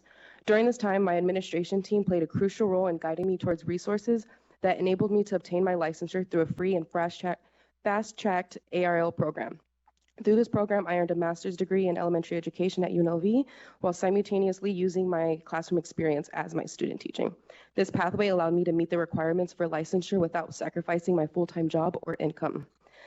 I owe my awareness of such an opportunity entirely to the invaluable connections and support of my administration team. I am now an experienced teacher in leadership positions and can provide and can contribute to the professional growth of my colleagues. This chance to fulfill my passion for education and positively impact the lives of countless children came into fruition because a charter school took a risk on me. They recognized my potential, supported my development as an educator, and provided access to resources that ultimately enabled me to obtain my teaching license. I am deeply appreciative of the opportunities charter schools offer and firmly believe they play a pivotal role in shaping and developing exceptional educators. Thank you. Thank you, Ms. Wood. Who's next? Please go right ahead. Good afternoon. My name is Ignacio Prado, IGNACIO, PRADO, and I'm the Executive Director and Principal at Futuro Academy Charter School, public charter school in the Nevada State Public Charter School Authority. Our school's in its 7th year, currently serving grades kindergarten through 5th grade for 475 students on the East Las Vegas community. We're a community eligibility provision school, providing 100% of our students free and reduced lunch and breakfast if they so desire, with about 80% participating daily. 45% of our students are English language learners, and 13% of our students are receiving special education services ranging from primarily self-contained resource and other general education settings. I'm also the Vice Chair of the Charter School Association of Nevada, or CSAN, the membership organization representing the second largest, well, at this point the third, but soon to be the second largest system of K-12 public school education in Nevada, with more than 63,000 students in grades pre-K through 12. In the last few years alone, Futuro Academy, to provide an example and to hammer home Ms. Wood's point, has been creative and entrepreneurial to grow our ranks. Simply staking a flag out and saying that we need to fill a position, as we know, is not sufficient when there's not the required number of licensed personnel to even fill the openings that are available system-wide.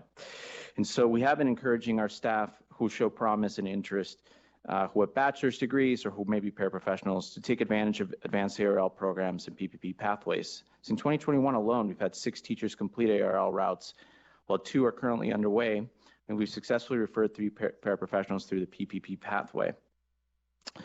Our approach has been so successful that a UNLV program coordinator reached out to us to ask us what we were doing, and there just isn't any secret.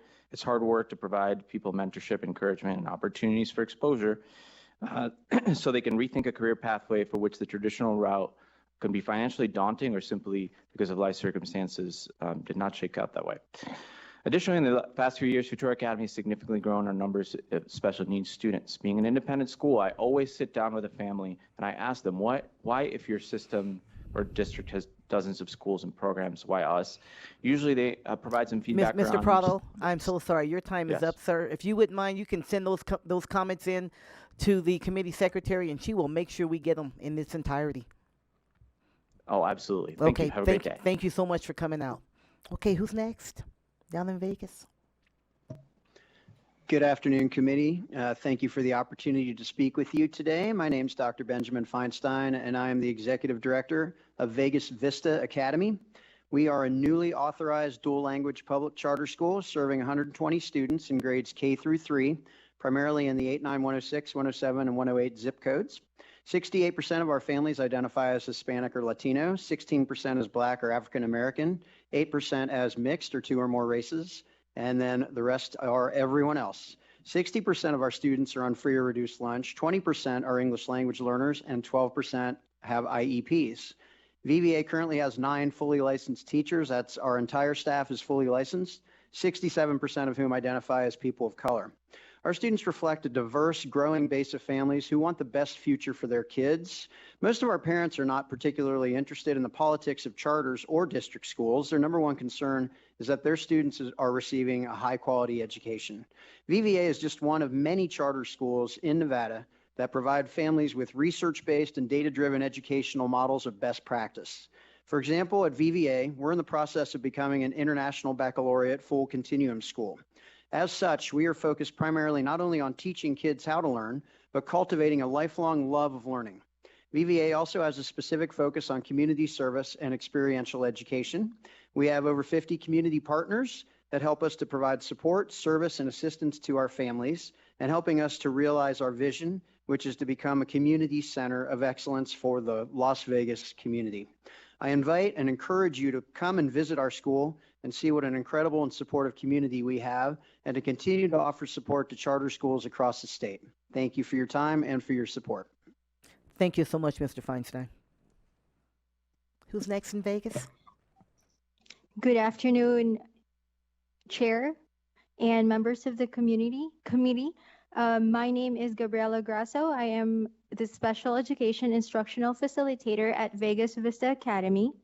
Our school serves 12% of students with special needs, including those with developmental disabilities, speech language disorder, specific learning disabilities, as well as students with social, emotional, and behavioral needs. Vegas Vista Academy plays a vital role in serving high-need communities and students with disabilities by offering personalized, innovative programs and inclusive environment tailored to individual needs. With smaller class sizes and flexible curricula, our school provides specialized support, including enhanced special education services and targeted learning strategies. By focusing on equity, fostering parental involvement, and maintaining accountability, Vegas Vista Academy closes achievement gaps and creates a supportive environment that empowers students to succeed.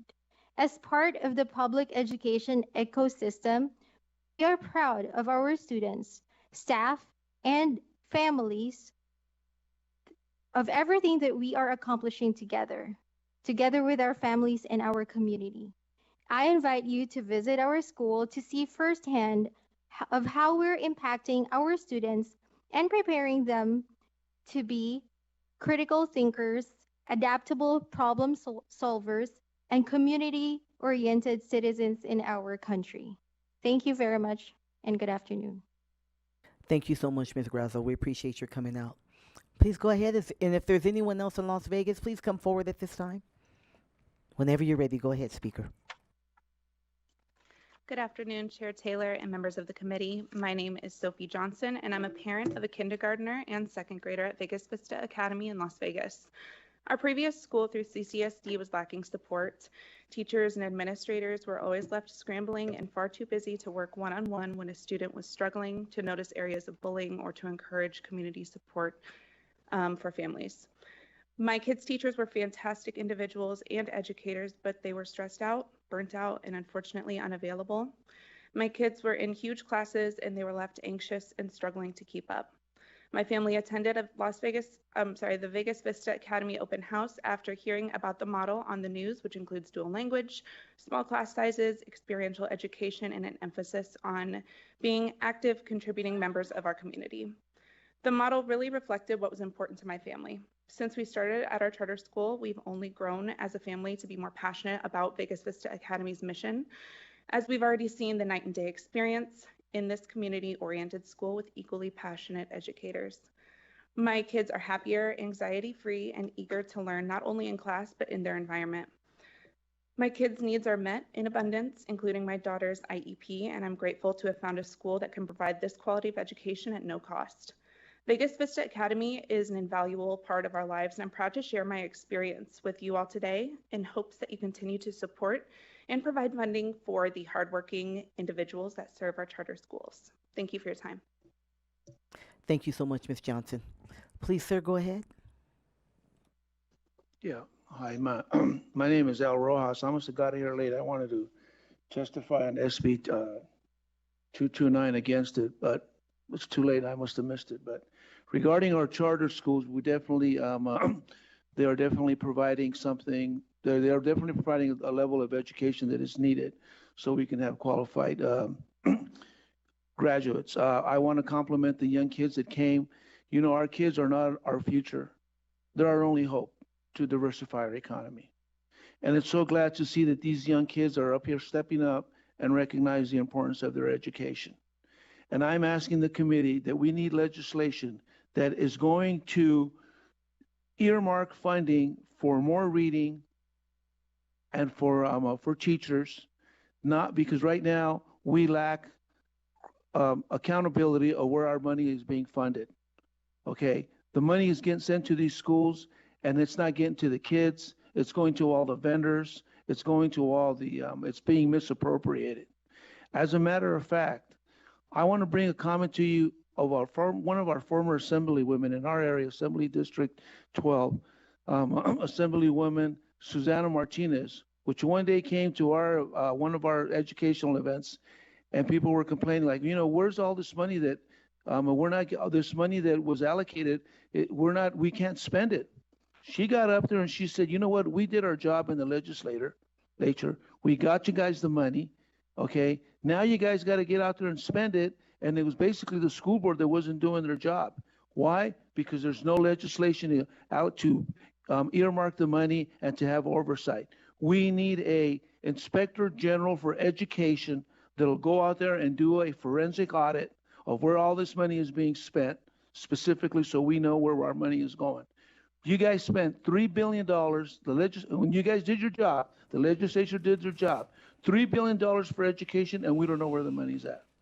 Okay, so that's what I'm asking. Our kids are not our future. They're our only hope for our education. Mr. Rojas, I'm so sorry, sir. Your time is up. Thank you so much for coming out, sir. Thank you very much. Thank you. Okay, seeing no one else in Las Vegas, we will go to the phone line for public comment. AVS, do we have any callers? Thank you, Chair. To provide public comment, please press *9 now to take your place in the queue.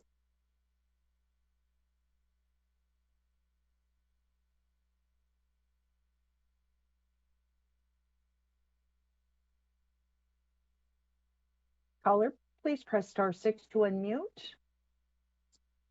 and proceed. Hi, can you hear me? Can you hear me? We can hear you barely. If you can speak up a little more, that would be great.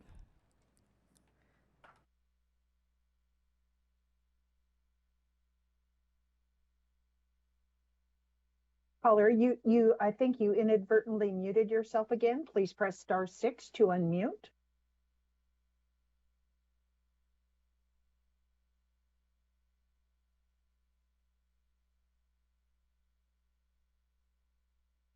Caller, please proceed. Hi, are you able to hear me? Yes, please go ahead. Go ahead. Hi, good afternoon, Madam Chair and members of the Education Committee. For the record, my name is Aisha Acosta, spelled AISHAACOSTA, and I have the privilege of serving as the Vice President of the CASLD CHPTO, supporting Coral Academy Centennial Hills, where my children are currently enrolled. I'm here today to express my strong support for public charter schools in Nevada, particularly in Las Vegas. As a Las Vegas native, I attended both parochial and secular private schools before earning my degree from the University of Nevada, Reno. My time at university made me realize that despite having the privilege of attending the most prestigious schools in Las Vegas, many students from public schools in Northern Nevada had an educational advantage over me. When it came time to choose a school for my children, I knew I wanted them to attend public school for elementary as well as middle school. My top priorities were strong security, small class sizes, and a short, environmentally friendly commute. Joe Mackey Magnet School was my first choice, since it was conveniently on my way to work. However, the pandemic changed everything, and I was no longer commuting to the office, which meant I was now making a 60-minute drive twice a day just for school. Those 2 hours on the road felt environmentally irresponsible. And while Joe Mackey did offer transportation, I wasn't comfortable having my kindergartner ride the bus alone.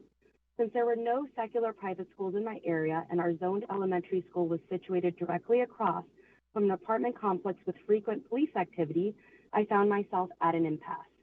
Coral Academy Centennial Hills was a perfect solution. It was nearby, it offered small class sizes, had excellent security, and after attending their open house, I could tell the teachers were happy and also felt safe. 3 years later, my confidence in Coral remains just as strong. As a property taxpayer under both the 3% and 8% caps, I truly appreciate having the option of a charter school, which has been an excellent fit for my children. They not only receive outstanding grades and excel in standardized testing, but also demonstrate compassion and strong character. Ms. Acosta, thank you so much. We appreciate your calling in. Next caller, please.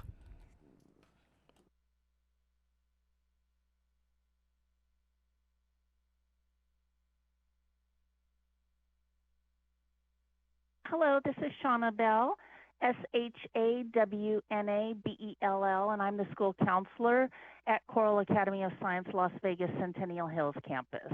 Thank you, Chair Taylor, Vice Chair Dondera Loop, and members of the Senate Education Committee for the opportunity to testify today. I am in strong support of public charter schools here in Nevada. Charter schools are great for Nevada because it offers school and program choice, increases equity and access, addresses classroom burdens and lowering student teacher and case ratios, and offers a rigorous curriculum. I greatly enjoy serving as a school counselor in the charter school space, which has allowed me to take creative and expedited approaches to meet the needs of our students and families. At our campus, 22-23 school year, we earned 5-star ratings for our elementary and middle schools and recently achieved platinum recognition for MTSS, multi-tiered systems of support. On behalf of Coral Academy of Science Las Vegas, I urge your support for public charter schools. Thank you for your time. Thank you so much, Ms. Bell. Next caller.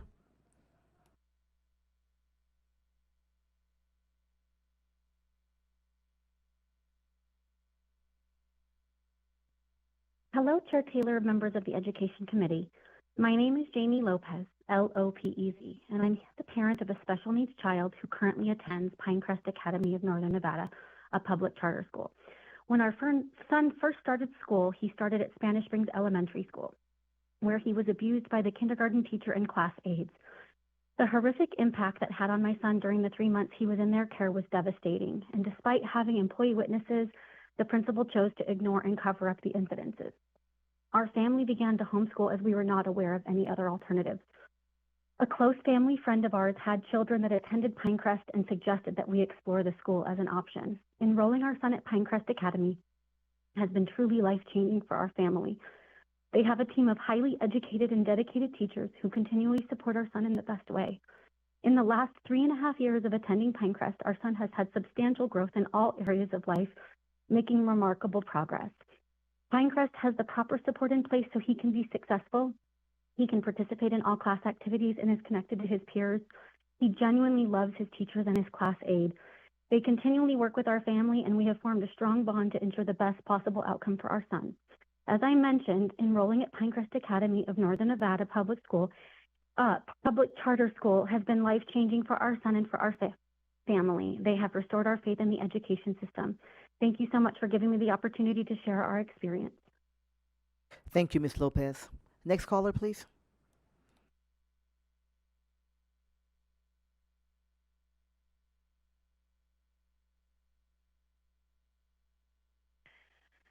Hello. For the record, my name is Bethany Mickey, BETHANYMICKEY, and I'd like to thank you all for letting me speak today. I serve as the assistant principal at Coral Academy of Science Las Vegas, the Tamaris campus, and I could not be more proud to work at CASLV. This is my 15th year working at Coral, where I have served as a teacher and administrator. I have 3 children of my own, 2 of which already attend. The third is going to start in kindergarten in the fall. Oftentimes when people ask me about where I work or where my children go to school, I find there's a lot of misconceptions about charter schools. I always clearly state that first and foremost, we are a public school providing all the services that public schools do, including serving a majority-minority population at Tamaris, serving special education students, implementing their IEPs as written, serving multilingual learners, helping them towards English proficiency. And we do this all while challenging every student to meet their own potential. We abide by all the rules and regulations that apply to public schools, and in my opinion, we do a great job. We have a long waiting list because parents know the education we provide is excellent. We have a community that's very supportive and believes in us and believes in what we do. On behalf of CASLV and other charter schools in Nevada, we urge your support for public charter schools. Thank you so much. Next caller, please.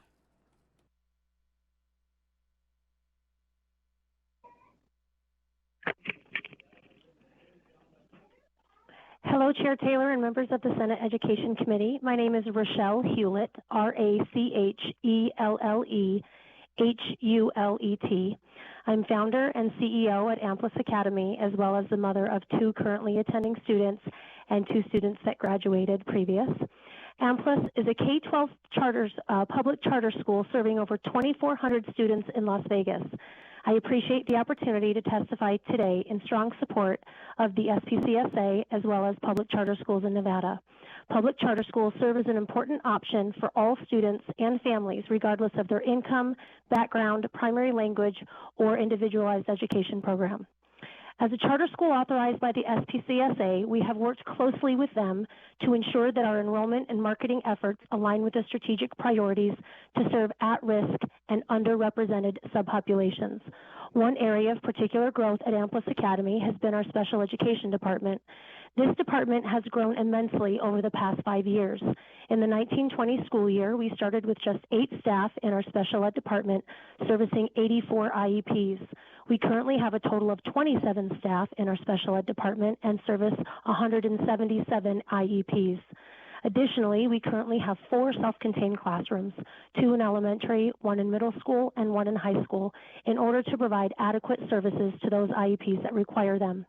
Our school is highly interested in working with the SPCSA and other charter schools in coordinating and collaborating within special education in order to maximize services for all students. Another area of focus and importance to Amplis has been teacher licensure. We have seen success with our paraprofessionals having a clearly defined path towards licensure through an ARL program if they have a degree, or the UNLV Paraprofessional Pathway Project for those without a degree. Both routes are eligible for the Education Reimbursement Program, which has been created and maintained by administration here. We recognize the importance of education, and professional growth to our staff and members have kept this as a priority since the reimbursement program began in 22-23. Ms. Hewlett, Ms. Hewlett, I'm so sorry. Thank you so much for your time. Yeah, please, you can send your comments in, though. We'll certainly have them. Yep. Thank you. Next Yes, caller, please. thank you so much for your time. Thank you. Next caller, please.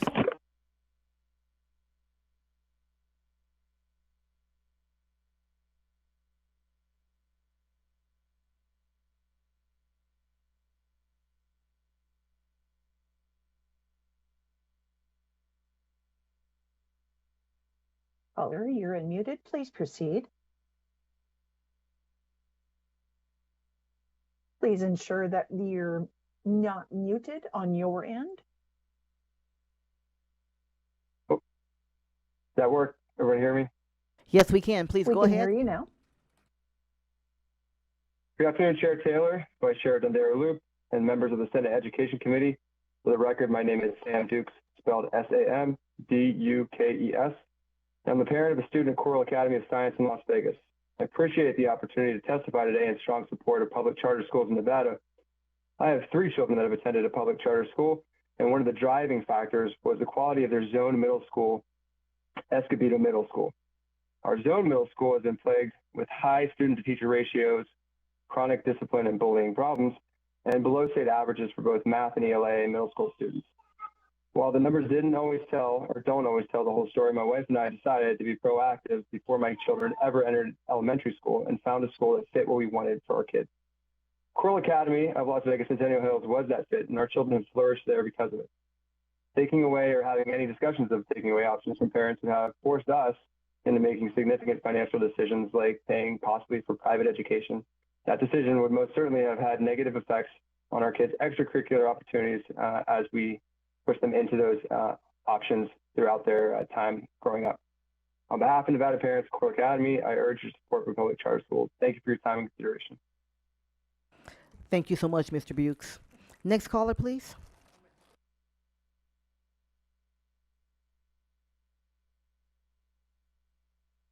Hello, can you hear me? Yes, please go ahead.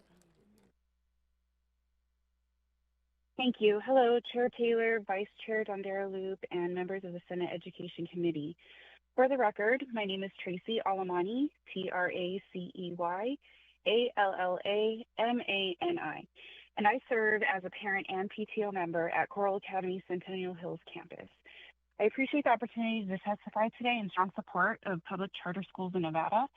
Having the option to send my 4 children to a charter school is one of the best educational decisions I've been able to make as a parent. I'm afraid to say that having multiple children currently in grades 5th, 2nd, and 2 in kindergarten, our family would not have been able to afford the exceptional quality of education that private schools provide. To receive tuition-free private school education gives our kids amazing opportunities that they would miss out on otherwise. Coral Academy's ever-advancing curriculums and committed educators help to keep all of my children learning using newer teaching methods and technologies, ensuring that each one is getting the attention they require. The amount of communication that the school is able to maintain with parents is also astonishing and was completely unexpected, and glad to say has remained consistent over the last 5 years. After graduating from the public school system myself here in Las Vegas, it is clear to me the difference between charter schools and public schools. The attention they are able to pay to the kids and their parents, and the challenging and engaging classes and clubs, the ability to receive help at any time, it's all much more than I was able to receive.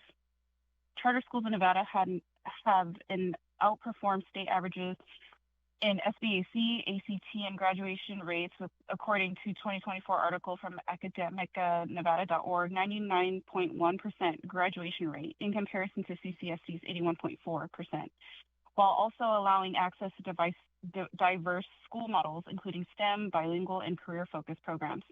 I think it's clear how much more of an effect the charter schools have on children as it stands. We continue to need to expand our campus in multiple ways for our kids to experience all the best things schools have to offer. But to specifically name one would be to request expansion in terms of additional Coral Academy high school campuses throughout the valley, as there's currently only one active high school campus in Henderson, which is a 30 to 45-minute commute. Miss Almani, Miss Almani, Miss Almani, Miss Almani, thank you so much for calling. Yes, ma'am. Mm-hmm. Next caller, please. Mm-hmm. Thank you.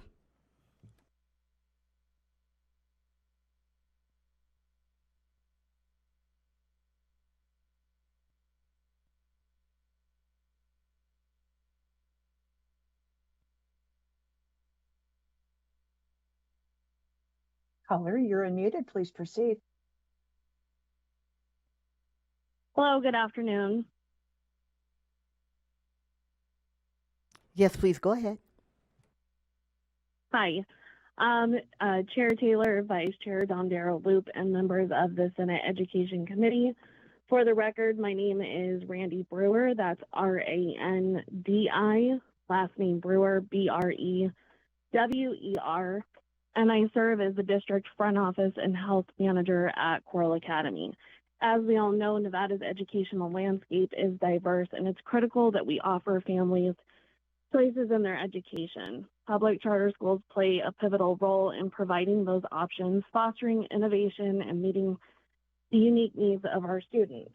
At Coral Academy Centennial, I have seen firsthand how charter schools offer individualized attention, flexibility in curriculum, and the ability to tailor education to the needs of each child. This personalized approach has been an incredible benefit for my own children. My family made the decision to leave CCSD and enroll my children at Coral Academy Centennial for one simple reason. We wanted better support for them academically and preparing them for future success. The larger traditional school environment simply wasn't able to offer the personalized attention or the level of community engagement we were seeking. Since joining Coral Academy Centennial, my children have thrived in an environment that supports not only their academic growth, but also their social development and future success. Coral Academy Centennial has provided them with the tools they need to excel in their education and build a strong foundation for their future. Thus, we feel extremely fortunate to have been able to be a part of this community, especially considering the extreme high wait list. In addition to the positive experience my children have had, I have also been fortunate enough to find a fulfilling career at Coral Academy. My passion for working in the education system has only opened, and I've witnessed firsthand the positive impact the school has on our students, families, and the community. On behalf of Coral Academy, I urge your continued support with public charter schools in Nevada. Together, we can ensure that all students have access to high-quality educational Thank you, Ms. Brewer. Thank you, Ms. And- Brewer. I'm sorry your time is up, but you can certainly send your comments in and we'll have them. Okay, thank you. Next caller, please. Hi, good afternoon, Chair Taylor, Vice Chair Dondero Loop, and members of the Senate Education Committee. For the record, my name is Kayla Davis, Kayla and I serve as the principal at Coral Academy of Science Centennial Hills, founded in 2016. Currently have grades kindergarten through 8th grade, serving over 685 students, a 5-star school. I appreciate the opportunity to testify today in support of public charter schools in Nevada. Our charter school has more autonomy than traditional public schools, allowing us to innovate with curriculum, teaching methods, and school management. This flexibility can lead to a tailored education approach that better meets students' needs. Charter schools provide parents with options beyond their neighborhood school. This choice is particularly valuable for families seeking specialized programs or alternative educational philosophies that may not be available in our traditional public schools. While charter schools have more freedom, they still are held accountable for student performance and fiscal management. This accountability often leads to focus on results and responsiveness to community needs. At our campus, we focus on specific themes such as STEM. This diversity allows families to find a school that aligns closely with child's interests and aspirations. Many child schools actively involve parents and community in decision-making processes. At our campus, we are successful in narrowing achievement gaps among different student groups by implementing target interventions and support systems, including special education. We are able to support students with special needs, integrating students with disabilities into general education settings with support. We have over a 12% special education population, and we must comply with IDA, ensuring students receive necessary accommodations and modifications. While Nevada has a chronic absenteeism rate of over 25%, our campus is proudly at 8%. This shows students want to be at our school. However, at our campus, we have a high wait list and are in need of expansion so we can accept more students, as well as add a high school in the area to serve the students in this area. These factors I mentioned above contribute to why public charter schools like our Coral Academy Centennial Hills are seen as beneficial options in Nevada. Thank you for your continued support and our campus growth specifically. Thank you so much, Ms. Davis. Next caller, please.